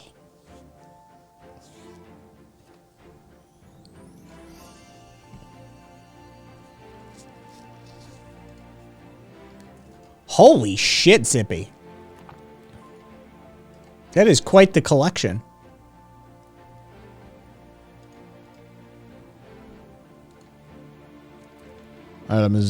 Okay, so middle shelf.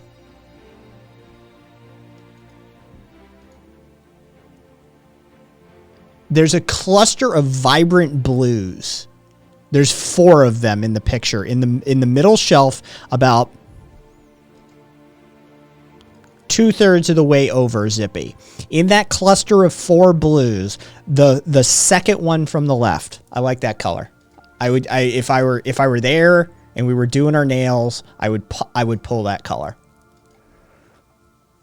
I like Stirner though. Hey, I appreciate Sterner. I don't like him. I think he was probably a very unlikable person.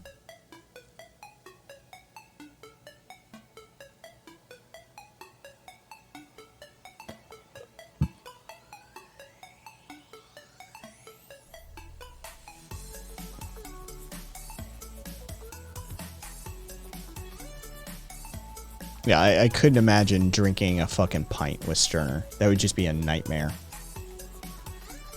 All right.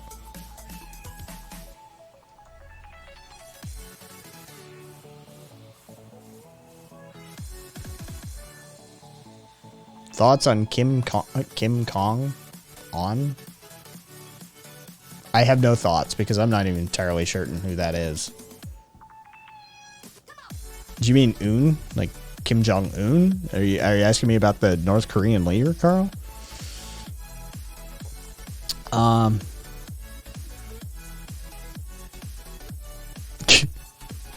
Kim Jong, you bet Kim Jong-un. Yeah, Kim Jong-un. Like, I'm like, what's going on here? I mean, he's just like any other dictatorial monarch. Fuck him.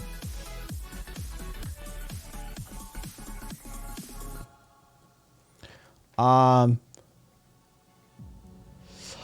I don't love Sterner, but I'd be glad if I said he did have some interesting stuff to say. You don't really know. That's oh, Glaze, yeah. Do you want to see mine, Glazy? I mean, I've spent plenty of time doing that sort of stuff. I've got opinions on packs, on shoes, on boots, on on trail shoes, on all sorts of hiking gear. Like if you want, okay, so packs, Osprey packs, Osprey for fucking life. You buy an Osprey pack, Lazy, you can fucking take it up Mount Everest, tear the shit out of it, come back, send that pack to Osprey. They will repair it because that pack means something to you. They know that. They're not just going to send you a replacement. They will do their very best to repair that pack for you so you can have your travel buddy with you. Let me get my boots.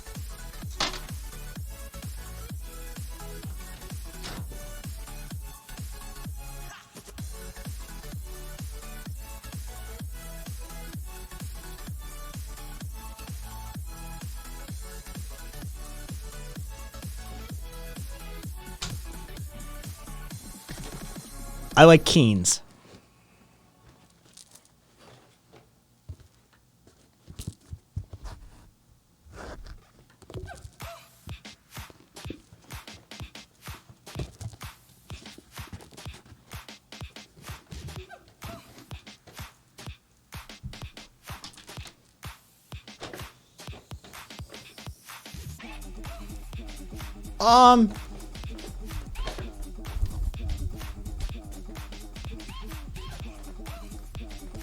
Rev, those boots are for hardcore shit.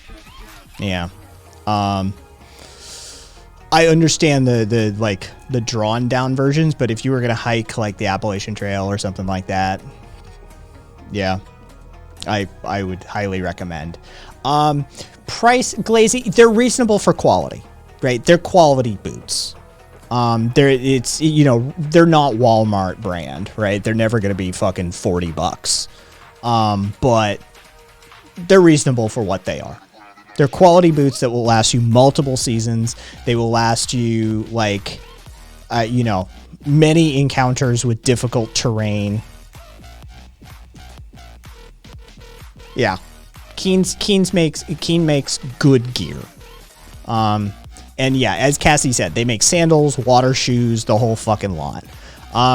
You're going to be in the sort of like 150 territory, Glazy, for a good Keen boot. It's going to be that, in and around that. Maybe a little less, maybe a little more, but plan in the territory of $150.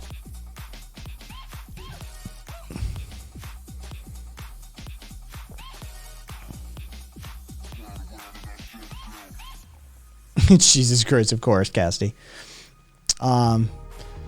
Carl, it just depends which circles you're running in. I could take you to New England, like Northeast America. I could take you to the Pacific Northwest. You'd struggle to find a tanky, but you couldn't throw a rock without hitting an anarchist.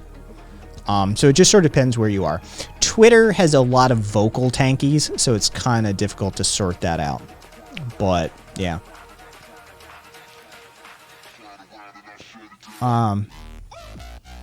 Yeah, and Osprey packs for life.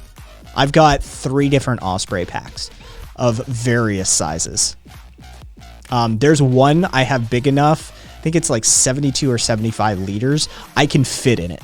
Like I can literally stand in it and like crouch down and fit in the pack. Carl, I know there's like a communist party and shit in India. So that's a whole other ball game.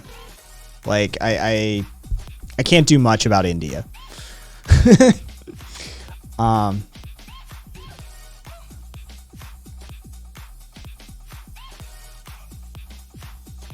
I have minimalist hiking boots. I do need some repairs on them. Rev, I've got there's 50 anarchists for every tanky in Portland, for sure. For sure. Like maybe even more. I've got minimalist shoes. I've got barefoot shoes. I've got I've got the whole lot. So yeah, I feel you. Once upon a time, I used to do barefoot running. Yeah. I've also done like minimalist and barefoot hiking. Been a lot of years since I did that, but yeah. So I feel you. Yeah. Yeah. Don't really know. I think it's more. I think it's probably like 100 for every one, maybe even more. Oh yeah. Fucking hiking with Vans skating shoes. Like, yeah, that's not gonna cut it at all. I just want to see if I've seen these or not. Maybe not. Interesting, Rev. I have not seen these. These are some interesting things. I dig this. I actually dig this.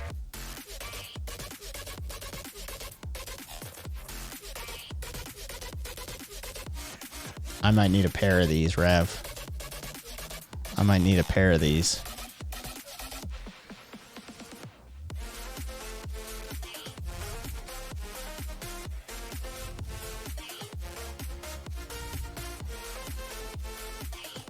What do these cost?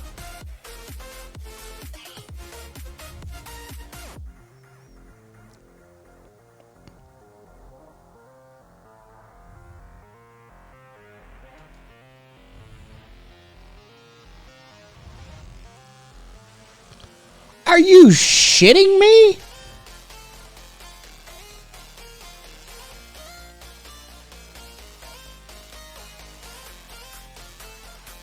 I mean, are they taking a piss here? Oh, they can fuck right off. Oh, they can fuck right off at that price point. Holy shit, man.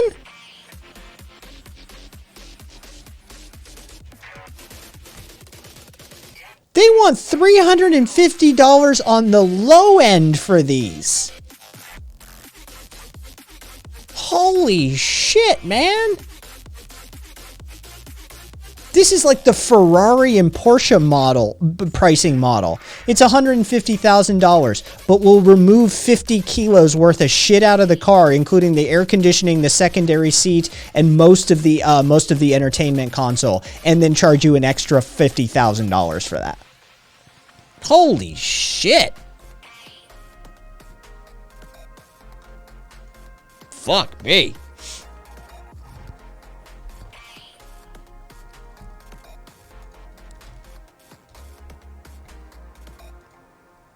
Here, Cassidy, I'll show him on stream.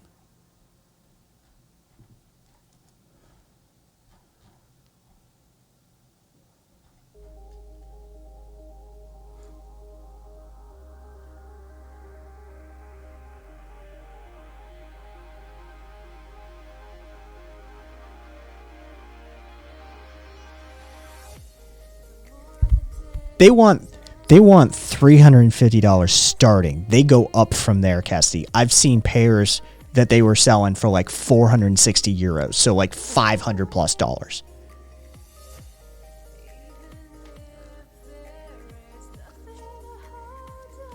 Like,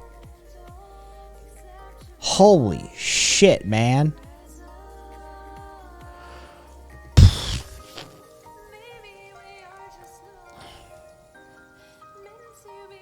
Yeah, they can fuck right off at that price point. They can fuck right off at that price point. Wow.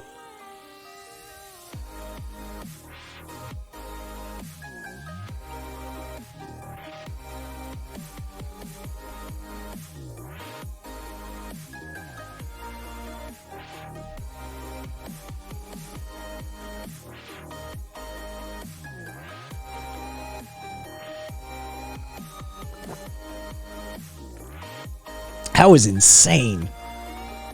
I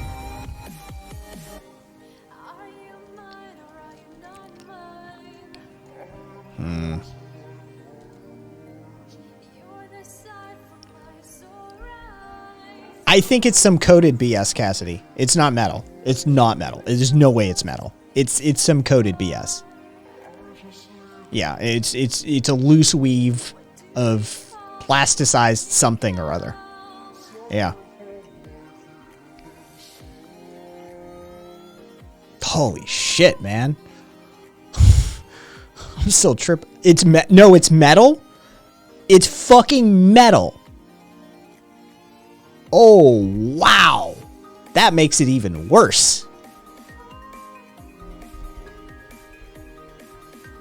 Carl, probably. Oh, shit. Carl, we had one ethnic Tamil before and he's got like a vendetta out against the community. He's in Canada though. It's welded stainless steel chainmail. Yeah, fuck that. Hey Jam. Though we are probably just wrapping up here, Jam. It seems to be those meat processing gloves in Flipper form. It really is. They make gloves, by the way.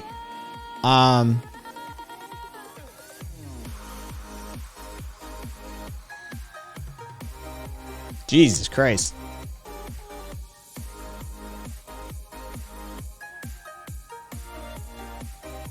Oh, Jesus.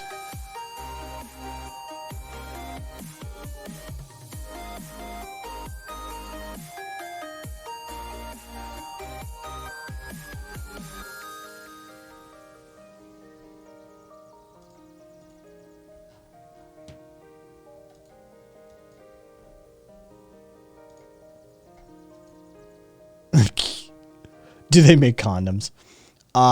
Yeah, it does scream blisters. And Square, yeah, I see that. That was my oh Jesus. When I said oh Jesus, that was that. Just looking at it over in shared content. Holy shit, man. The gloves are probably like 500 or 800. Who the fuck knows? I mean, that's I don't know if that causes it to be more expensive. Jesus Christ. They bred, Carl. They bred. That's what they did. All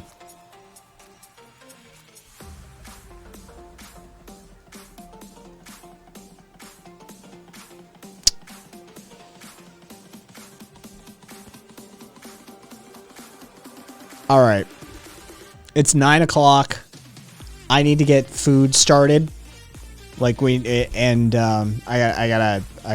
gotta fucking decompress from this stream. Dude, I'm still a little bummed out by that dude. Still a little bummed out by that dude.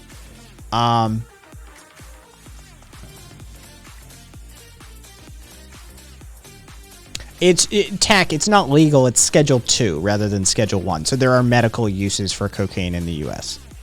It's rare, but it does occur. It's still a scheduled compound, though. It's not like it's legal. It's not as tightly scheduled as cannabis. Functionally illegal, yeah.